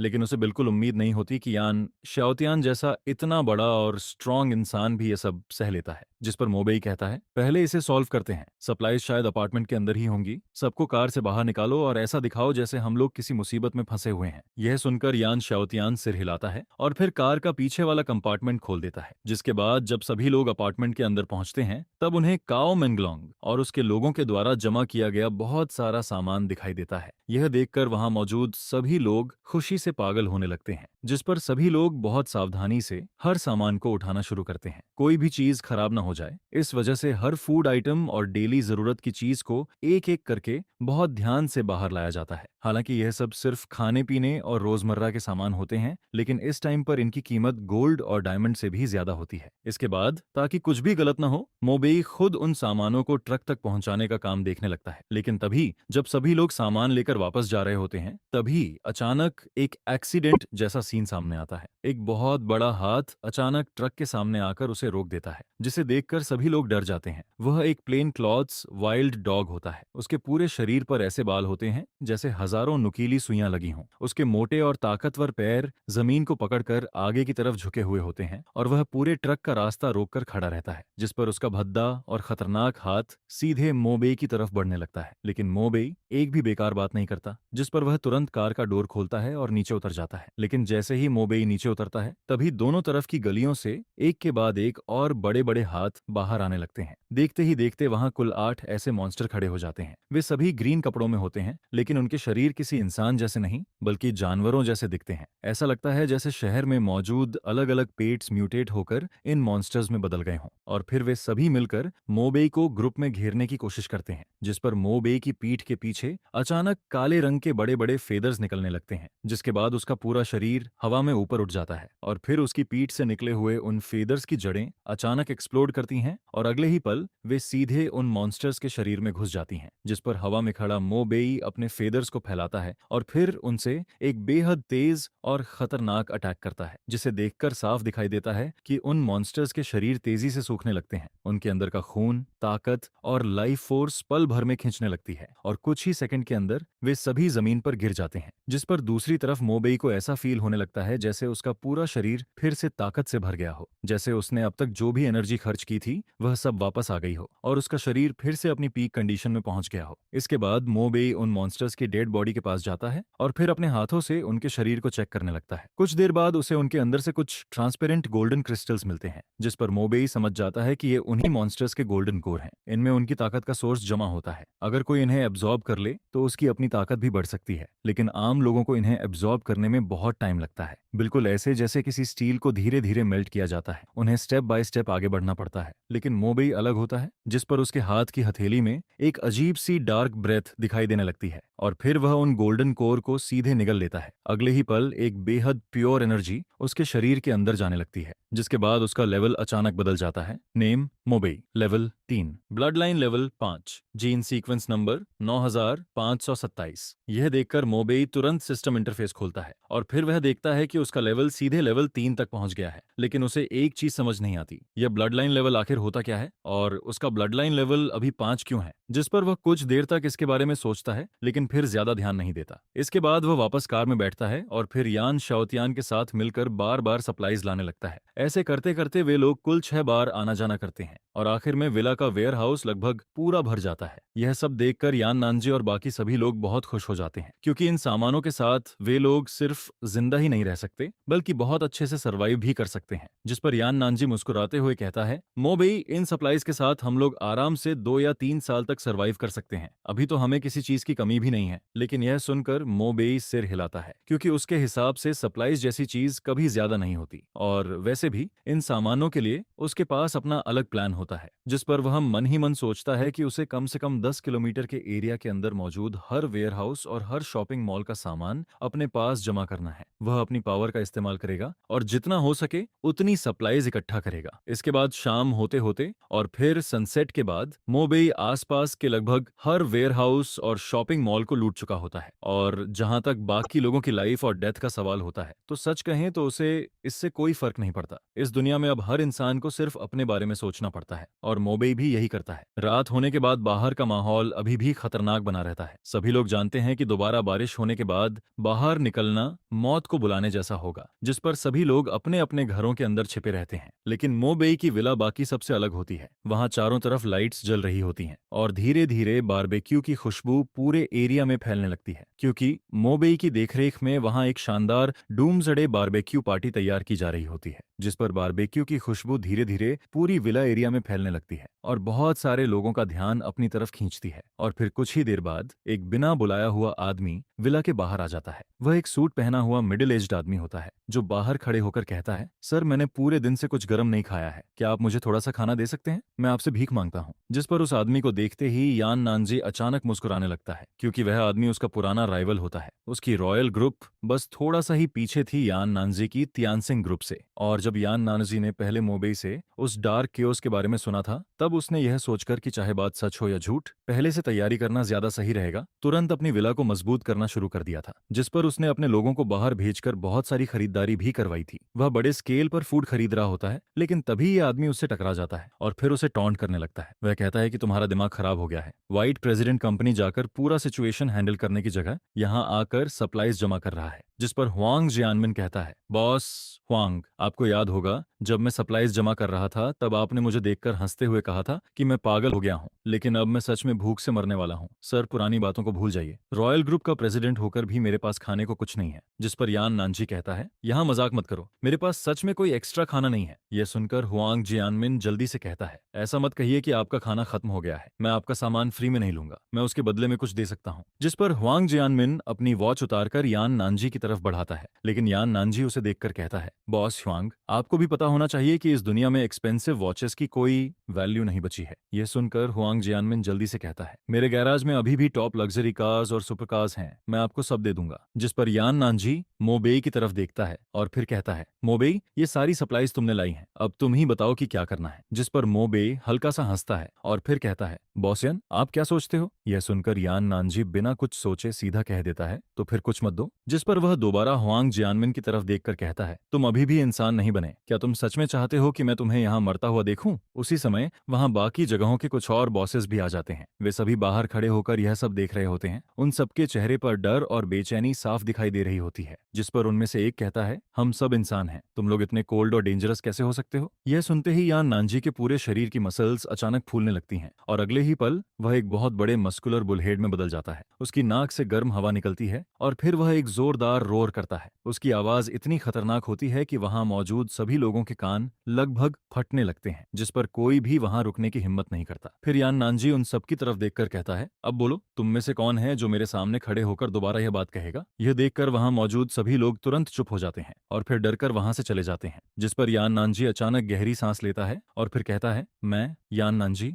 जीरो से यहाँ तक पहुंचा हूँ। यहाँ मौजूद ज्यादातर रिच लोग और बिजनेसमैन जब मैंने बिजनेस शुरू किया था तब मुझे दबाने की कोशिश करते थे। मेरी कंपनी को ऑलमोस्ट जबरदस्ती खरीदने वाले थे। फिर वह हल्का सा हंसता है और कहता है, आज उन्हें इस हालत में देखकर सच में बहुत राहत मिलती है। जिस पर मोबेई बस हल्का सा मुस्कुराता है क्योंकि वह इस फीलिंग को कुछ हद तक समझ सकता है। इसके बाद यह छोटा सा सीन खत्म हो जाता है और फिर बारबेक्यू पार्टी दोबारा शुरू हो जाती है। सभी लोग मुश्किल से मिले इस खाने का टेस्ट आराम से एंजॉय कर रहे होते हैं, लेकिन दूसरी तरफ मोबेई जल्दी ऊपर अपने रूम में चला जाता है, जहां वह बेड पर लेटकर अपने दोनों हाथ सिर के पीछे रखता है और फिर आगे की प्लानिंग के बारे में सोचने लगता है। जिस पर वह समझ जाता है कि अब समय आ गया है कि वह अपनी ताकत और ज्यादा बढ़ाए। उसी समय विला के कोर्टयार्ड में बाकी सभी लोग अभी भी बारबेक्यू खा रहे होते हैं। तभी यान नानजी धीरे धीरे चलते हुए यान शाओतियान के पास आता है। फिर वह उसके पास बैठकर कहता है, शाओतियान, सच सच अपने डैड को बताओ, तुम्हारे मन में मोबेई को लेकर कुछ फीलिंग्स हैं क्या? यह सुनते ही यान शाओतियान का चेहरा लाल हो जाता है। वह तुरंत अपना सिर नीचे कर लेती है और धीरे से कहती है, डैड, आप कैसी बातें कर रहे हो? जिस पर यान नानजी हंसते हुए कहता है, क्या तुम मोबेई में इंटरेस्टेड हो? इसमें शर्माने वाली क्या बात है? मुझे तो ये लड़का बहुत अच्छा लगता है। वह स्ट्रांग भी है और स्मार्ट भी। अगर तुम्हें भी वह पसंद है तो जल्दी से बात आगे बढ़ाओ। यह सुनकर यान शाओतियान और भी ज्यादा शर्माने लगती है। वह धीरे से कहती है, असल में मुझे भी मोबेई थोड़ा अच्छा लगता है। लेकिन उसके इतना बोलते ही यान नानजी उसे हल्का सा धक्का देता है और फिर विला की तरफ भेज देता है। जिस पर वह कहता है, तो फिर जल्दी जाओ, जाकर मोबेई के रूम में जाओ और जल्दी से रिलेशनशिप फिक्स करो। यह सुनकर यान शाओतियान के चेहरे पर कंफ्यूजन आ जाता है। उसे समझ नहीं आता कि वह क्या करे। तभी ठीक उसी समय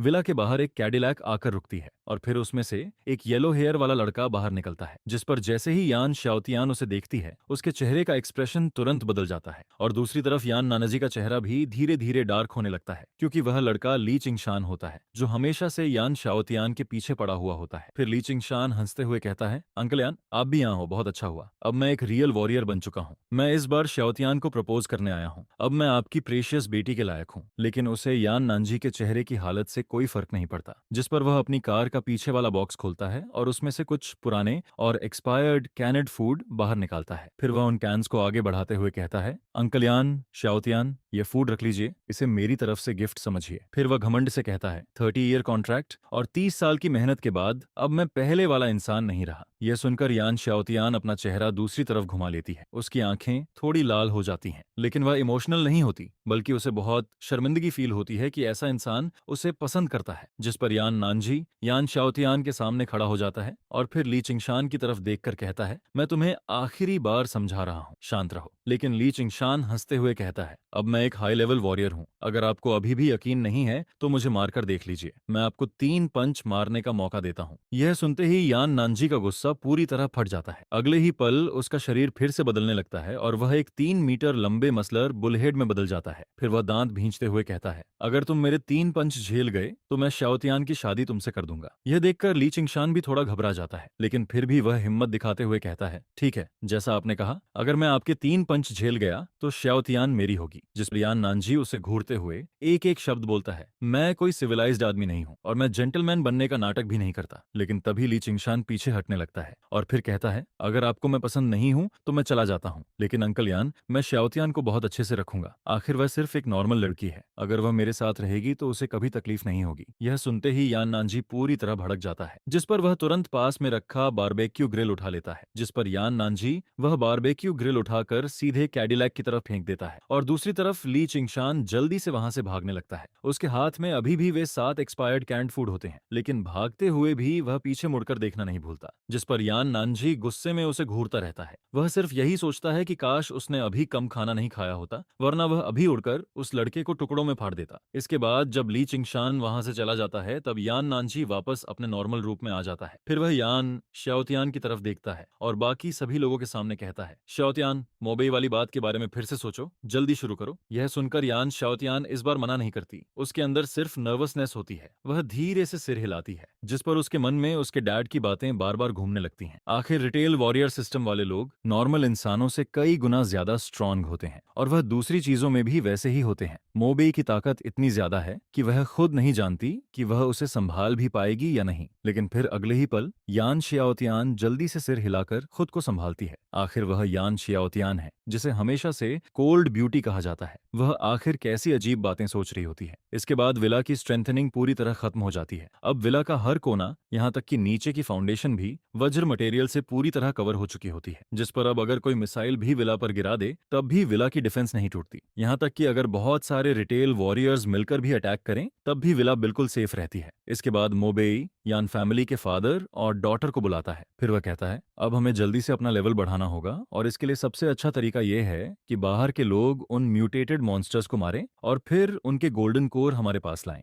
जिस पर वह आगे कहता है, बाकी मुझे बहुत सारे गोल्डन कोर एब्जॉर्ब करने हैं, क्योंकि अगली बार बाहर जाने से पहले मुझे कुछ तैयारी करनी होगी। हम लोग अपनी सप्लाईज देकर उनसे गोल्डन कोर एक्सचेंज कर सकते हैं। इस अपोकैलिप्स में सबसे जरूरी चीज सिर्फ स्ट्रेंथ होती है। यह सुनकर यान नानजी और यान शियाओतियान दोनों सिर हिलाते हैं, क्योंकि अब इस दुनिया में खाना और ताकत दोनों किसी भी चीज से ज्यादा जरूरी होते हैं। लेकिन इन दिनों यान शाओतियान थोड़ी खोई खोई रहने लगती है, क्योंकि उसके दिमाग में बार बार उसके डैड की बात घूमती रहती है। मोबेई बहुत अच्छा था, वह स्ट्रांग भी है, स्मार्ट भी है और सबसे बड़ी बात वह हैंडसम भी है। ऐसे टाइम में ऐसा आदमी किसी खजाने से कम नहीं होता। जिस पर यान शाओतियान सोचती है कि अगर मोबेई चाहे तो बहुत जल्दी उसके आसपास लड़कियों की लाइन लग जाएगी। फिर वह मन में सोचती है, नहीं, मुझे जल्दी कुछ करना होगा। लेकिन यह सोचते ही वह और भी ज्यादा नर्वस हो जाती है, क्योंकि वह हमेशा से बाहर की दुनिया के सामने एक कोल्ड और सीरियस लड़की की तरह रहती आई है। उसके आसपास हमेशा बहुत सारे लड़के रहे हैं, लेकिन उसने कभी किसी को पसंद नहीं किया और अब उसे खुद जाकर मोबेई से अपने दिल की बात कहनी होगी। यह सोचकर ही उसका चेहरा लाल हो जाता है। उसे बिल्कुल समझ नहीं आता कि वह क्या करे।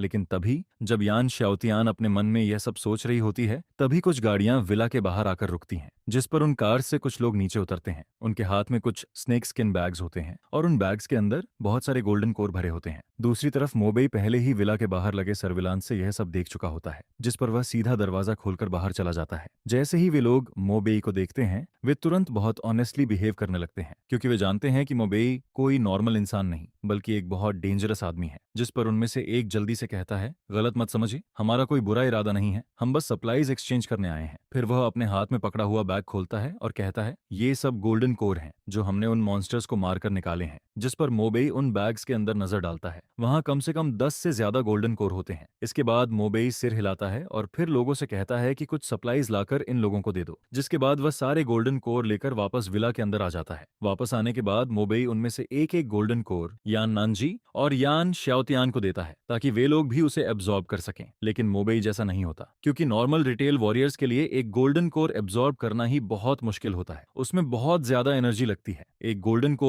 कोर ही उनके लिए काफी टाइम तक एब्जॉर्ब करने के लिए इनाफ होता है। और इन दिनों मोबेई से बात करते करते यान नानजी और यान शाओतियान भी गोल्डन कोर की इंपॉर्टेंस समझ चुके होते हैं। उन्हें पता होता है कि इससे उनका लेवल बढ़ सकता है, जिस पर वे दोनों बिना कुछ सोचे उसे एब्जॉर्ब करना शुरू कर देते हैं। दूसरी तरफ मोबेई एक गोल्डन कोर उठाता है और उसे अपनी हथेली पर रखता है। अगले ही पल उसकी हथेली में वही काली ब्रेथ दिखाई देने लगती है और फिर वह उस गोल्डन कोर को सीधे एब्जॉर्ब कर लेता है। जिस पर एक म्यूटेटेड बीस्ट का गोल्डन कोर पल भर में पूरी तरह मोबेई के अंदर चला जाता है और वह बिना रुके दूसरा फिर तीसरा एब्जॉर्ब करता रहता है। यह देखकर यान नानजी और यान शियाओतियान दोनों पूरी तरह शॉक्ड रह जाते हैं, क्योंकि वे लोग अभी तक एक गोल्डन कोर भी पूरा एब्जॉर्ब नहीं कर पाए होते और मोबेई पहले ही 2 बैग्स खत्म कर चुका होता है, जिस पर दोनों के मन में सिर्फ एक ही बात आती है। वे भी रिटेल वॉरियर्स हैं, लेकिन मोबेई और उनके बीच का फर्क बहुत ज्यादा है। वह इंसान कम, मॉन्स्टर ज्यादा लगता है। इसके बाद अगले कुछ दिन काफी शांति से गुजरते हैं। बीच बीच में लोग आते रहते हैं और गोल्डन कोर देकर सप्लाईज ले जाते रहते हैं, जिस पर मोबेई को इससे कोई प्रॉब्लम नहीं होती, क्योंकि उसके पास जमा की गई सप्लाईज इतनी ज्यादा होती हैं कि अगर पूरा शहर भी एक्सचेंज करने आ जाए तब भी वे खत्म नहीं होंगी। और दूसरी तरफ उन सब गोल्डन कोर का ज्यादातर हिस्सा मोबेई खुद एब्जॉर्ब कर रहा होता है, जिस पर उसकी ताकत लगातार बढ़ती रहती है। कुछ दिनों बाद उसकी स्ट्रेंथ और लेवल फिर से काफी बढ़ जाते हैं, जिस पर मोबेई अपने शरीर में बढ़ी हुई ताकत को फील करता है और फिर धीरे से खुद से कहता है, मुझे अपनी स्ट्रेंथ बढ़ने से ज्यादा नए जेन्स एब्जॉर्ब करने की चिंता है। पता नहीं अगली बार नए जेन्स एब्जॉर्ब करने का मौका कब मिलेगा। इसके बाद रात हो जाती है और हमेशा की तरह मोबेई जल्दी अपने रूम में जाकर आराम करने लगता है, लेकिन तभी उसके कमरे के बाहर हल्के कदमों की आवाज आती है, जिस पर कुछ सेकंड बाद उसका बंद दरवाजा धीरे से खुलता है और फिर एक लड़की धीरे धीरे अंदर आने लगती है। मोबेई तुरंत समझ जाता है कि यह कोई चोर या दुश्मन नहीं है, क्योंकि जो लड़की उसके रूम में चुपके से आई होती है वह यान शियाओतियान होती है। यान शियाओतियान धीरे धीरे चलते हुए बेड के पास आती है, जिस पर मोबेई पहले ही उसके शरीर की हल्की सी खुशबू फील कर चुका होता है। इस समय यान शियाओतियान अपनी यूजुअल कोल्ड और प्राउड वाली इमेज से बिल्कुल अलग लग रही होती है। उसका चेहरा पूरा लाल होता है और वह बेड के पास आकर खड़ी हो जाती है। फिर वह बार बार अपनी सांसों को कंट्रोल करने की कोशिश करती है और खुद को हिम्मत देने लगती है, लेकिन इसके बाद भी उसका दिल इतनी तेजी से धड़क रहा होता है जैसे अभी बाहर निकल आएगा। जिस पर वह अपने मन में सोचती है, मुझे सच में मोबेई अच्छा लगता है, उसने हमारी फैमिली को बचाया है। अगर उस दिन उसने उस इलेक्ट्रिक आदमी को नहीं रोका होता तो मैं और डैड दोनों मर गए होते। इसके बाद वह अपने मन के खिलाफ एक बड़ा फैसला लेती है। फिर धीरे धीरे मोबेई के पास बेड पर लेट जाती है। वह अपनी आंखें बंद कर लेती है और सोने का नाटक करने लगती है, लेकिन मोबेई कोई बेवकूफ नहीं होता। वह तुरंत समझ जाता है कि यान शाओतियान उसके पास क्यों आई है, जिस पर वह हैरान हो जाता है, क्योंकि उसे लगा था कि यान शाओतियान सिर्फ उसका एहसान चुकाना चाहती है, लेकिन उसने तो ऐसा कुछ कर दिया जिसकी उसने बिल्कुल उम्मीद नहीं की थी। फिर मोबेई धीरे से कहता है, तुम यहाँ क्या कर रही हो? यह सुनते ही यान शाओतियान, जो अभी तक अपने दिल की धड़कन दबाने की कोशिश कर रही होती है, डरकर हल्का सा चीख पड़ती है, जिस पर उसका चेहरा और भी ज्यादा लाल हो जाता है। उसकी आंखें इधर उधर देखने लगती हैं। वह कुछ बोल नहीं पाती, लेकिन अगले ही पल वह अपना मन बदल लेती है, क्योंकि वह अब आधे रास्ते में पीछे नहीं हट सकती। जिस पर मोबे कुछ समझ पाता उससे पहले ही यान शाओतियान अचानक पलटकर उसकी तरफ आ जाती है और फिर वह बिना कुछ बोले अपने गर्म होंठ उसके होंठों पर रख देती है। इसके बाद कमरे में पूरी तरह सन्नाटा छा जाता है। बाहर चांदनी जमीन पर शांत होकर चमक रही होती है, लेकिन वह कमरे के अंदर चल रही गर्माहट तक नहीं पहुंच पाती। इसके बाद अगली सुबह चौथे दिन मोबेई बहुत जल्दी उठ जाता है। उसका चेहरा पहले जैसा ही नॉर्मल होता है, लेकिन दूसरी तरफ यान शाओतियान लगभग दोपहर में उठती है और जब वह चलती हुई नीचे आती है तब उसका चलने का तरीका थोड़ा अजीब लग रहा होता है, जिस पर लिविंग रूम का माहौल थोड़ा ऑकवर्ड हो जाता है। हालांकि यान नानजी के दिल में बहुत खुशी होती है, लेकिन वह कुछ नहीं कहता। तभी मोबेई अचानक उसकी तरफ देखकर कुछ बोलने लगता है, लेकिन उससे पहले ही यान नानजी हाथ उठाकर कह देता है, तुम दोनों की बातों में मैं नहीं पड़ूंगा, तुम लोग जो करना चाहते हो खुद डिसाइड करो। फिर वह अचानक याद करके कहता है, वैसे मोबेई आज सुबह फिर बहुत सारे लोग सप्लाईज एक्सचेंज करने आए थे। जिस पर मोबेई सिर हिलाता है। फिर वह अपना सूटकेस खोलता है और उसके अंदर रखे गोल्डन कोर अब्सॉर्ब करना शुरू कर देता है। कुछ ही मिनटों में सूटकेस के अंदर रखे सारे गोल्डन कोर उसके अंदर चले जाते हैं, जिस पर अचानक उसके दिमाग में सिस्टम की आवाज गूंजती है, कंग्रेचुलेशंस, होस्ट का लेवल बढ़कर लेवल 10 हो गया है और एक नया डवोर चांस अनलॉक हो गया है। अब होस्ट प्लांट्स और इंसेक्ट्स को भी डवोर कर सकता है। यह सुनकर मोबेई थोड़ा सोचने लगता है। हालांकि उसे अभी भी समझ नहीं आता कि ब्लड लाइन लेवल का क्या मतलब है, लेकिन उसके लिए अभी वह बात ज्यादा जरूरी नहीं होती, क्योंकि उसे एक और डवोर चांस मिल चुका होता है और इस बार उसके पास एनिमल्स के अलावा प्लांट्स और इंसेक्ट्स में से भी कुछ चुनने का मौका होता है, जिससे उसका अगला टारगेट ढूंढना और आसान हो जाता है। जिस पर मोबेई मन ही मन सोचता है कि अब उसे 2 काम करने हैं। पहला, उसे एक नया डवोर टारगेट ढूंढना है और दूसरा, उसे वह रेस्यूरेक्शन इक्विपमेंट ढूंढनी है, क्योंकि वह इक्विपमेंट बहुत ज्यादा पावरफुल होती है। अगर किसी के पास वह हो तो उसके पास जैसे दूसरी जिंदगी आ जाती है, लेकिन उसे ढूंढना आसान नहीं होता, क्योंकि अपने पिछले जीवन में मोबेई ने देखा था कि वह इक्विपमेंट लॉन्गहू माउंटेन के फैट डहाई के हाथ लगी थी और उसी इक्विपमेंट की वजह से वह बहुत पावरफुल बन गया था। सबसे जरूरी बात, फैट दही के पास डिविनेशन की एबिलिटी भी होती है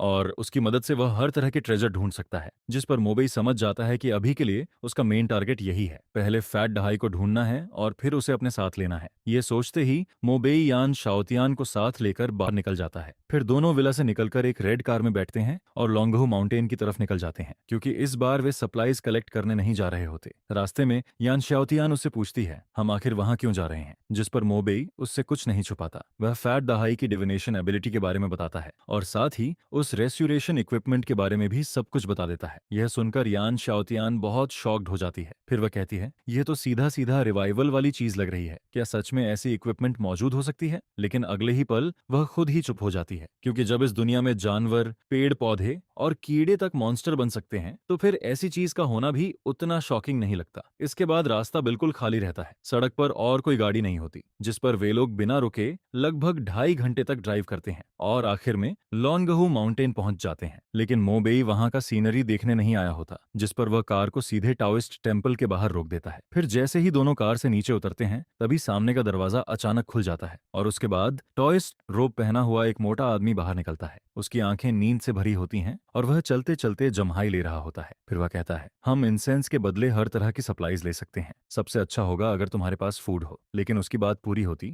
उससे पहले ही मोबेई अचानक आगे बढ़ता है और सीधा उसके चेहरे पर एक पंच मार देता है, जिस पर फैट दहाई जमीन पर गिर जाता है और फिर शॉक होकर चिल्लाता है, तुम क्या कर रहे हो? लेकिन मोबेई कोई जवाब नहीं देता, वह बस उसे घूरता रहता है, जिस पर फैट दहाई अचानक कांपने लगता है। उसका चेहरा सफेद पड़ जाता है और अगले ही पल वह सीधे मोबेई के सामने घुटनों पर बैठ जाता है। फिर वह जल्दी जल्दी कहता है, भाई मुझे छोड़ दो, मैंने गलती कर दी, तुम्हें जो चाहिए मैं सब दूंगा, बस मुझे मत मारो। यह देखकर यान शाओतियान पूरी तरह कंफ्यूज्ड हो जाती है। उसकी आंखें बड़ी हो जाती हैं, क्योंकि उसे समझ ही नहीं आता कि यह सब अचानक क्या हो रहा है। जिस पर फैट दहाई उन दोनों को देखता है, फिर उसकी आंखें घूमती हैं और अगले ही पल वह अचानक पीछे मुड़कर भागने लगता है। फिर भागते हुए वह चिल्लाता है, यह पागल आदमी ऑनेस्ट लोगों को परेशान कर रहा है। हालांकि लॉन्गहू माउंटेन के टाओइस्ट्स के पास भी बॉडी मजबूत करने वाली टेक्निक्स होती हैं, लेकिन वे रिटेल वॉरियर्स जितनी स्ट्रांग नहीं होती और फैट दहाई की असली ताकत तो उसके टैलिस्मैन और मैजिक में होती है। लेकिन अभी वह जल्दी में बाहर आया होता है। उसके पास सिर्फ एक पतला रोब होता है, उसने अपने टैलिस्मैन भी नहीं लिए होते। जिस पर कुछ दूर भागने के बाद फैट दहाई को अचानक थोड़ा कॉन्फिडेंस आ जाता है, लेकिन अगले ही पल उसके चेहरे की स्माइल पूरी तरह गायब हो जाती है, क्योंकि मोबेई उसे देख रहा होता है। वो सीधे दाओ फुलू की तरफ देखता है और उसके पीछे एक फेदर शूट कर देता है, जिस पर वह स्टिलनेस सीधे डली हेवनली मास्टर के छोड़े हुए हाई लेवल फुलू को पेनिट्रेट कर देता है। यह देखकर मोबेई एक बहुत ही एक्स्ट्रा ऑर्डिनरी बात बोलता है, जिस पर वो बस अपने फिस्ट्स घुमाता ही रहता है। चाहे फैट है कि आवाज बंद हुई हो या नहीं, उसे बस सामने वाले को उसके दिल तक मारना था। फिर यह पूरा यूरोपियन स्टाइल फाइट करीब आधे घंटे तक चलता है, जिस पर फैट है अब चिल्ला भी नहीं पाता है। उसका गला पूरी तरह इच्ची हो चुका था, उसका बॉडी नंब होने लगता है और धीरे धीरे उसे पेन भी नॉर्मल लगने लगता है। फिर मोबेई उससे कहता है, मुझे चाहिए कि तुम वॉर कैप्चर टेक्निक में मेरे साथ कोऑपरेट करो, जिसके बदले में मैं तुम्हें मटेरियल्स दूंगा। जिस पर मोबेई की बात अभी रिकॉर्ड ही हुई थी कि यान शाओतियान तुरंत एक मीटिंग करता है, फिर बाहर जाता है और फेरारी में रखे कुछ बड़े बड़े बॉक्सेस अंदर लेकर आता है। यह देखकर फैट है तुरंत बोलता है, पूरा लाओ तज्जू को अनपरेड करेगा। ये बात पहले बोलनी चाहिए थी। इतने सारे मटेरियल्स निकाल दिए तो लाओ तज्जू पहले ही मान जाता। इसके बाद मोबेई कई बड़े बॉक्सेस भरकर मटेरियल्स एक्सचेंज करने के लिए तैयार हो जाता है, जिस पर फैट है के पास मना करने की कोई वजह ही नहीं बचती है। फिर मोबेई उससे कहता है, यही कंडीशन है जो मैं दे सकता हूँ, अगर तुम कोऑपरेट करने के लिए मान जाते हो तो नेचुरली सबसे अच्छा रहेगा,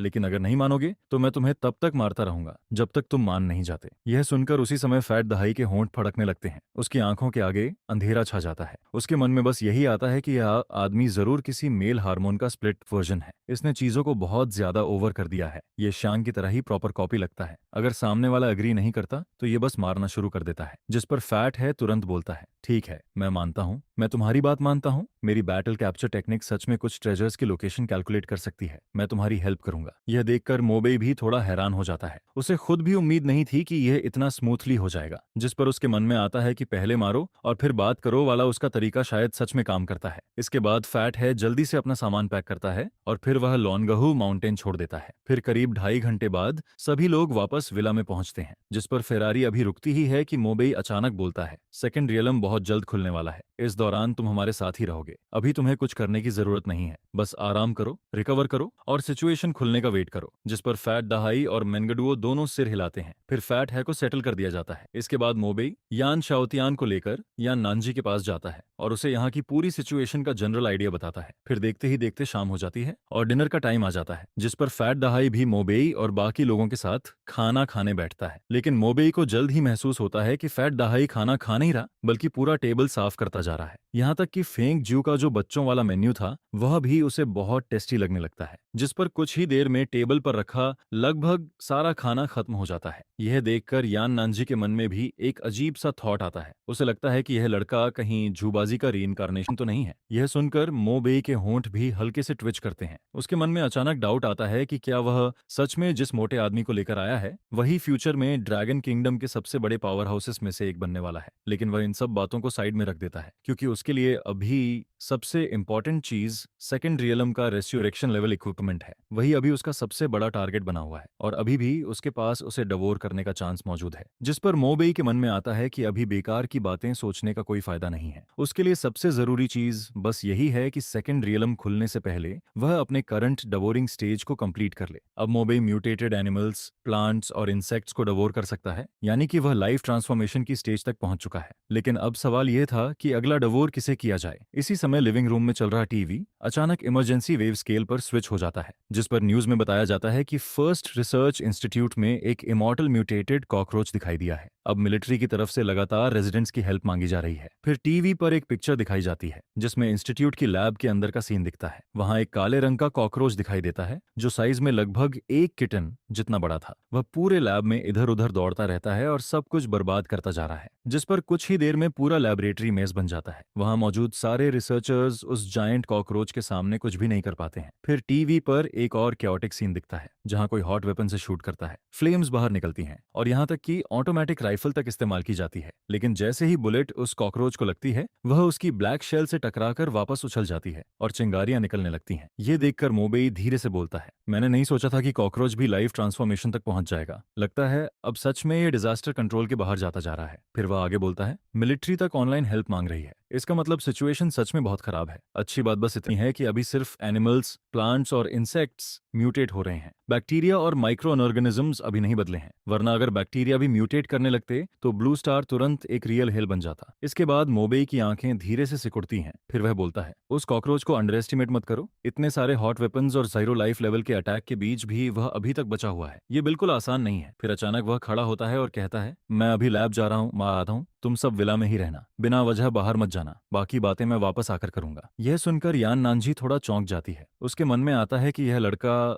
शायद उस लैबोरेटरी में लोगों की हेल्प करने जा रहा है। उसने कभी नहीं सोचा था कि हमेशा दुश्मनों के लिए रशलस रहने वाला मोबेई अंदर से इतना काइंड भी हो सकता है। वहीं दूसरी तरफ फैट दहाई अभी भी अपनी हालत की वजह से ज्यादा स्टेबल नहीं था, जिस पर वह बस सिर उठाकर मोबेई की तरफ देखता है। फिर यान नानजी उससे कहती है, चिंता मत करो, हम सब यहाँ हैं, लेकिन तुम वापस सेफ लौट कर आना। जिस पर मोबेई सिर हिलाता है। फिर वह विला से बाहर निकलता है। इसके बाद फेरारी तेजी से वहां से निकलती है और सीधे फर्स्ट रिसर्च इंस्टीट्यूट की तरफ बढ़ने लगती है। नॉर्मली कोई भी आम इंसान उस जगह के पास जाता तो उसे वार्निंग मिलती या फिर पुलिस स्टेशन ले जाकर पूछताछ की जाती, लेकिन अब डार्क टर्नाइल शुरू हो चुका था, जिस पर पुराने रूल्स की कोई वैल्यू नहीं बची थी। फिर कुछ देर बाद स्टाफ का एक मेंबर मोबेई को लेकर इंस्टीट्यूट के अंदर एक ऑफिस में पहुंचता है। अंदर जाते ही वह सामने बैठे फिगर से एक्साइटेड होकर कहता है, डियन, कोई हमारी रिसर्च इंस्टीट्यूट की हेल्प करने आया है, मैं इन्हें अंदर लेकर आया हूँ। जिस पर ऑफिस के अंदर लेदर सोफा पर एक वुमन बैठी हुई दिखाई देती है। बाहर तेज हवा और बारिश चल रही थी और वह वुमन वही बैठी हुई थी। उसने पहन रखा था लैब की सफेद रोशनी में उसकी सफेद कलाइयां साफ दिख रही थीं और उसकी उंगलियों में एक पेयर ऑफ व्हाइट और पतले ग्लव्स दिखाई दे रहे थे। लेकिन जैसे ही उसने देखा कि वहां सिर्फ एक ही इंसान आया है, वह तुरंत डिसअपॉइंटेड हो जाती है। फिर वह धीरे से बोलती है, तो बस तुम ही आए हो। जिस पर शेन क्यूलान एक गहरी सांस लेती है, फिर उठकर सीधे मोबेई के सामने आ जाती है। उसके पास आते ही एक हल्की सी फ्रेग्रेंस फील होती है। मोबेई भी नोटिस करता है कि वह काफी खूबसूरत है। फिर वह अपना हाथ आगे बढ़ाकर कहती है, मेरा नाम शेन क्यूलन है। जिस पर मोबेई थोड़ा हैरान होता है। उसे वैगली याद आता है कि अगर उसे सही याद है तो ये शेन क्यूलन भी एक एबिलिटी यूजर थी। फिर वह कहता है, मैं मोबेई हूँ। जिस पर शेन क्यूलन बोलती है, सबसे पहले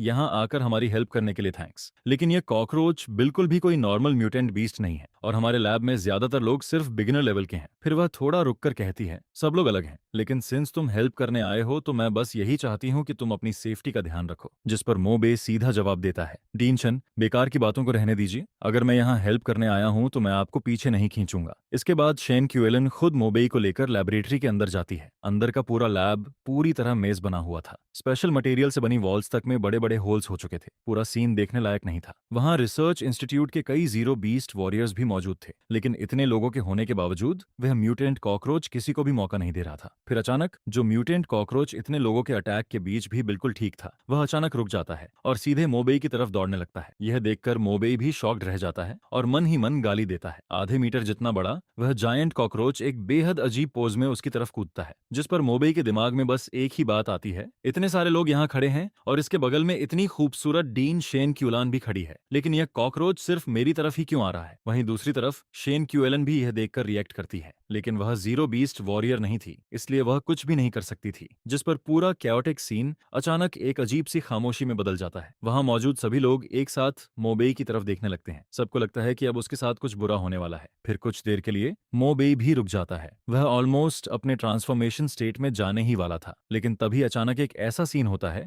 जिसे देखकर सभी लोग दंग रह जाते हैं, क्योंकि वह कॉकरोच मोबेई पर अटैक नहीं करता, बल्कि वह उसके सामने आकर रुक जाता है, फिर जमीन पर झुक जाता है और उसके मुंह से अजीब सी आवाज निकलने लगती है। जिस पर मोबेई अपना सिर खुजलाता है और कंफ्यूज्ड होकर बोलता है, क्या तुम मुझे सरेंडर कर रहे हो? फिर वह ऑकवर्ड होकर कहता है, ठीक है, थैंक्स। जिस पर वह कॉकरोच फिर से एक आवाज निकालता है, जैसे वह मोबेई की बात का जवाब दे रहा हो। हालांकि मोबेई उसकी आवाज समझ नहीं पाता, लेकिन वह साफ देख सकता था कि उसका पोस्चर नीचे हो गया था, यानी कि वह कॉकरोच सच में उसके सामने सरेंडर कर चुका था। यह देखकर पूरे लैबोरेटरी के रिसर्चर्स और यहाँ तक कि शेन क्यूएलन भी पूरी तरह शॉक्ड रह जाते हैं। उन सब की समझ ही बदल जाती है। फिर मोबेई सीधा शेन क्यूलान की तरफ देखकर कहता है, डैन शेन, लगता है सब सॉल्व हो गया है, इस कॉकरोच को मैं अपने साथ ले जाता हूँ। जिस पर वहां मौजूद सभी लोग बस उसे जाते हुए देखते रह जाते हैं। इसके बाद मोबेई उस कॉकरोच को लेकर लैब से बाहर निकल जाता है। फिर वह उसे एक सुनसान और दूर वाले कोने में ले जाता है। फिर वह कॉकरोच की तरफ देखकर बोलता है, तुम मेरी बात समझ सकते हो, है ना? जिस पर वह कॉकरोच फिर से आवाज निकालता है और हल्का सा अपना सिर झुका देता है, जैसे वह उसकी बात का जवाब दे रहा हो। फिर मोबेई सीधा बोलता है, सेंस तुमने सरेंडर कर दिया है तो अब मैं तुम्हें डवोर करने वाला हूँ, तुम्हें कोई प्रॉब्लम तो नहीं है? यह सुनते ही वह कॉकरोच अचानक आवाज निकालता है, फिर तुरंत पलटकर भागने लगता है। उसके आठों पैर इतनी तेजी से चलते हैं कि वह ऑलमोस्ट गोली की तरह भागता है। यह देखकर मोबेई समझ जाता है कि सामने वाला सरेंडर तो कर चुका है, लेकिन उसकी अपनी सोच और कॉन्शियसनेस अभी भी बाकी है। वह कोई इमोशनलेस पपेट नहीं बना था। जिस पर मोबेई तुरंत अपनी ट्रांसफॉर्मेशन स्टेट में चला जाता है। अगले ही पल उसके शरीर से बिजली से भरे 2 अटैक्स निकलते हैं और सीधे भागते हुए कॉकरोच की तरफ शूट हो जाते हैं। फिर वह कॉकरोच पूरी तरह बिजली से ढक जाता है, जिस पर मोबेई अपने विंग्स हिलाता है और अगले ही पल उसके सामने पहुंच जाता है। फिर वह अपना सिर नीचे करता है और कॉकरोच के सिर को सीधा काट लेता है। कुछ ही देर में क्रंच जैसी आवाज आने लगती है। फिर कुछ मिनट बाद वह कॉकरोच पूरी तरह मोबेई के द्वारा डवोर कर लिया जाता है। फिर उसके दिमाग में एक आवाज सुनाई देती है, कंग्रेचुलेशंस होस्ट, आपने म्यूटेंट कॉकरोच को सक्सेसफुली डवोर कर लिया है। जेनेटिक सीक्वेंस सक्सेसफुली एक्सट्रैक्ट हो चुका है। आपने नई एबिलिटी इवॉल्व की है, स्पिरिट वॉइड टेंटिकल। इसमें पावरफुल डेंजर परसेप्शन एबिलिटी मौजूद है। जिस पर मोबेई थोड़ा कंफ्यूज्ड हो जाता है। स्पिरिट वॉइड टेंटल, यह नाम थोड़ा अजीब है, लेकिन नाम से ज्यादा उसे उस नई डेंजर परसेप्शन एबिलिटी में इंटरेस्ट था। जिस पर अगले ही पल मोबेई अचानक कुछ फील करता है। फिर उसके सिर के ऊपर 2 लंबे और पतले फीलर्स निकल आते हैं। यह देखकर वह तुरंत बोल पड़ता है, यह क्या है? डबल पोनीटेल वॉरियर बन गया हूं क्या? जिस पर उसके होंठ हल्के से ट्विच करने लगते हैं। अब तक हर बार जब भी उसने कोई नया जीन सीक्वेंस डवोर किया था, उसके शरीर में कुछ चेंजेस हुए थे, जैसे उसकी पीठ पर ब्लैक फॉल्कन के विंग्स आ गए थे या फिर उसके सिर पर इलेक्ट्रिक फीलर्स उग गए थे। लेकिन इस बार म्यूटेंट कॉकरोच को डवोर करने के बाद उसके सिर पर सच में 2 लंबे फीलर्स निकल आए थे। इसके बाद उसे महसूस होता है कि उसकी सेंसेस कई गुना बढ़ गई हैं। उसके आसपास हवा की हल्की सी मूवमेंट भी अब उससे छुप नहीं सकती थी। और तभी अचानक मोबेई को एक खतरनाक ऑरा फील होता है, जिस पर वो बिना कुछ सोचे तुरंत साइड में हट जाता है। फिर उसके पीछे खड़ा एक बड़ा पेड़ अचानक मरोड़ने लगता है और अगले ही पल वहां करीब 2.5 मीटर लंबा एक जायंट कैमेलियन दिखाई देता है। यह देखकर मोबेई के दिल में एक झटका लगता है, क्योंकि वह कैमेलियन पहले से वहीं छुपा हुआ था, लेकिन उसे उसकी मौजूदगी का जरा भी एहसास नहीं हुआ था। फिर जब चामेलियन देखता है कि उसका अटैक मिस हो गया तो वह जोर से गरजता है, जिस पर अगले ही पल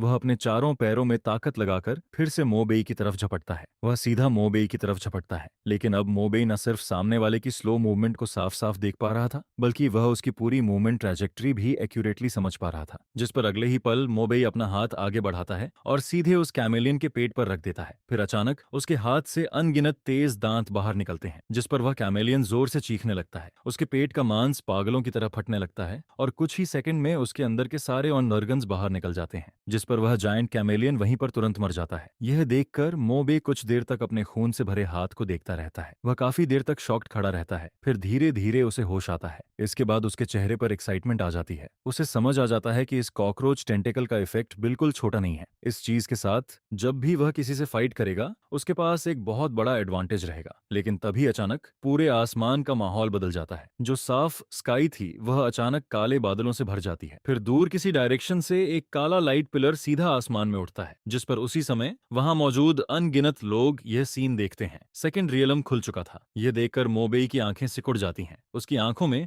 एक्साइटमेंट साफ दिखाई देती है, क्योंकि रिबर्थ से पहले वह सिर्फ एक नॉर्मल इंसान था। वह इन सारी अपॉर्चुनिटीज को सिर्फ देख सकता था, छू नहीं सकता था। लेकिन अब सब कुछ अलग था। अब वह इन सारे बेनिफिट्स को खुद हासिल करना चाहता था। जिस पर मोबेई तुरंत वापस लौटता है और यान शाओतियान, यान नानजी और फेट दहाई से कहता है, चलो मेरे साथ चलो, मौका आ चुका है, हमें अभी तुरंत वहां पहुंचना होगा। फिर जब मोबेई और बाकी लोग वहां पहुंचते हैं तो वहां पहले से ही बहुत सारे लोग जमा हो चुके थे। जिस पर फैट दहाई थोड़ा हैरान होकर कहता है, इतने सारे लोग यहाँ कैसे आ गए? क्या ये सब रिटेल फाइटर्स हैं? जिसके जवाब में यान शाओतियान कहता है, हाँ, इस समय कोई भी नॉर्मल इंसान यहाँ आने की हिम्मत नहीं करेगा। यहाँ मौजूद सभी लोग रिटेल फाइटर्स हैं। फिर वह आगे बोलता है, लेकिन रिटेल फाइटर्स भी बिना सोचे समझे कुछ नहीं करेंगे। जिस पर मोबेई उन सबको देखकर कहता है, तुम सब अपना ध्यान रखना। फिर वह यान, शाओतियान और बाकी लोगों की तरफ देखता है और सबसे पहले खुद आगे बढ़ जाता है। जिस पर यान शाओतियान और फैट दहाई भी मजबूरी में उसके पीछे चलने लगते हैं। फिर जैसे ही मोबेई और बाकी लोग उस जगह के अंदर जाते हैं, उनके सामने की दुनिया पूरी तरह बदल जाती है। अचानक बिना किसी वार्निंग के उनके सिर के ऊपर आसमान में एक लाल खून जैसा मून दिखाई देता है। यह देखकर फैट दहाई तुरंत बोलता है, अब मेरी बारी है। ड्रैगन टाइगर माउंटेन और तियानशी रोड के लोग दो हाथ दिखाएंगे। देखना, हमारा ड्रैगन टाइगर माउंटेन कभी किसी से नहीं डरता। फिर वह कॉन्फिडेंस के साथ अपनी छाती थपथपाता है और कहता है, चिंता मत करो, सब मुझ पर छोड़ दो। इसके बाद फैट दहाई अपनी जेब से एक कार्ड निकालता है। फिर वह उसे अपने बाएं हाथ में पकड़ता है और दाएं हाथ से कुछ साइंस बनाना शुरू करता है। कुछ देर बाद फैट दहाई अचानक एक डायरेक्शन की तरफ देखने लगता है। फिर वह कहता है, इस पूरे एरिया में सबसे बड़ा मौका उसी डायरेक्शन में है। अगर हम उस तरफ चलते रहें तो हमें वह जरूर मिल जाएगा। जिस पर मोबेई सिर हिलाता है। उसे महसूस होता है कि लोनगहू माउंटेन के हेवनली मास्टर सच में मजाक नहीं है। फिर कुछ देर बाद सबके सामने एक बहुत बड़ा ऑल्टर दिखाई देता है। उस ऑल्टर का साइज लगभग एक फुटबॉल फील्ड जितना बड़ा था। और सबसे अजीब बात यह थी कि ऑल्टर के आसपास की सारी फॉग किसी इनविजिबल ताकत की वजह से हट गई थी। उस ऑल्टर के बीच में एक ऊंचा प्लेटफॉर्म बना हुआ था और उस प्लेटफॉर्म पर बहुत सारे बारीक और अजीब पैटर्न्स बने हुए थे, जिन्हें देखकर एक अजीब फीलिंग आती थी। फिर जब मोबेई ऊपर देखता है तो उसे वहां 6 क्रॉसेस दिखाई देते हैं। हर क्रॉस पर एक सेट आर्मर रखा हुआ था। वह पूरा ब्लैक कलर का था और उसके ऊपर एक अजीब सी पावर बह रही थी। और हर आर्मर के बीच में एक पेल ब्लू कलर का जेम लगा हुआ था। उस जेम पर भी कुछ अननोन पैटर्न्स बने हुए थे। यह देखकर मोबेई की आंखें चमक उठती हैं, क्योंकि यही वह जगह थी और इन क्रॉसेस पर रखे वही आर्मर्स, वही रेस्यूरेक्शन इक्विपमेंट थे। जिस पर मोबेई बिना एक सेकंड वेस्ट किए अपनी ब्लैक विंग्स फैलाता है और सीधे उस प्लेटफॉर्म की तरफ उड़ने लगता है। लेकिन तभी अचानक एक जोरदार रोर सुनाई देता है, जो पूरे अंधेरे आसमान में गूंज जाता है। फिर फॉग के अंदर से एक बहुत बड़ा मॉन्स्टर बाहर आता है और सीधे ऑल्टर के सामने उतर जाता है, जिस पर वह मोबेई का रास्ता रोक देता है। उस मॉन्स्टर का पूरा शरीर फॉग में छिपा हुआ था, लेकिन फिर भी उसका बड़ा बॉडी और हाथ में पकड़ा हुआ ट्राइडेंट साफ दिखाई दे रहा था। उस ट्राइडेंट पर नीली आग जल रही थी। यह देखकर मोबेई का चेहरा सीरियस हो जाता है, क्योंकि उसे तुरंत समझ आ जाता है कि यह डार्क साउंड फॉरेस्ट का मॉन्स्टर है। लेकिन यह कोई normal dark sound forest monster नहीं था। यह एक एलीट लेवल का डार्क साउंड फॉरेस्ट मॉन्स्टर था और उसके शरीर से निकलने वाली ऑरा देखकर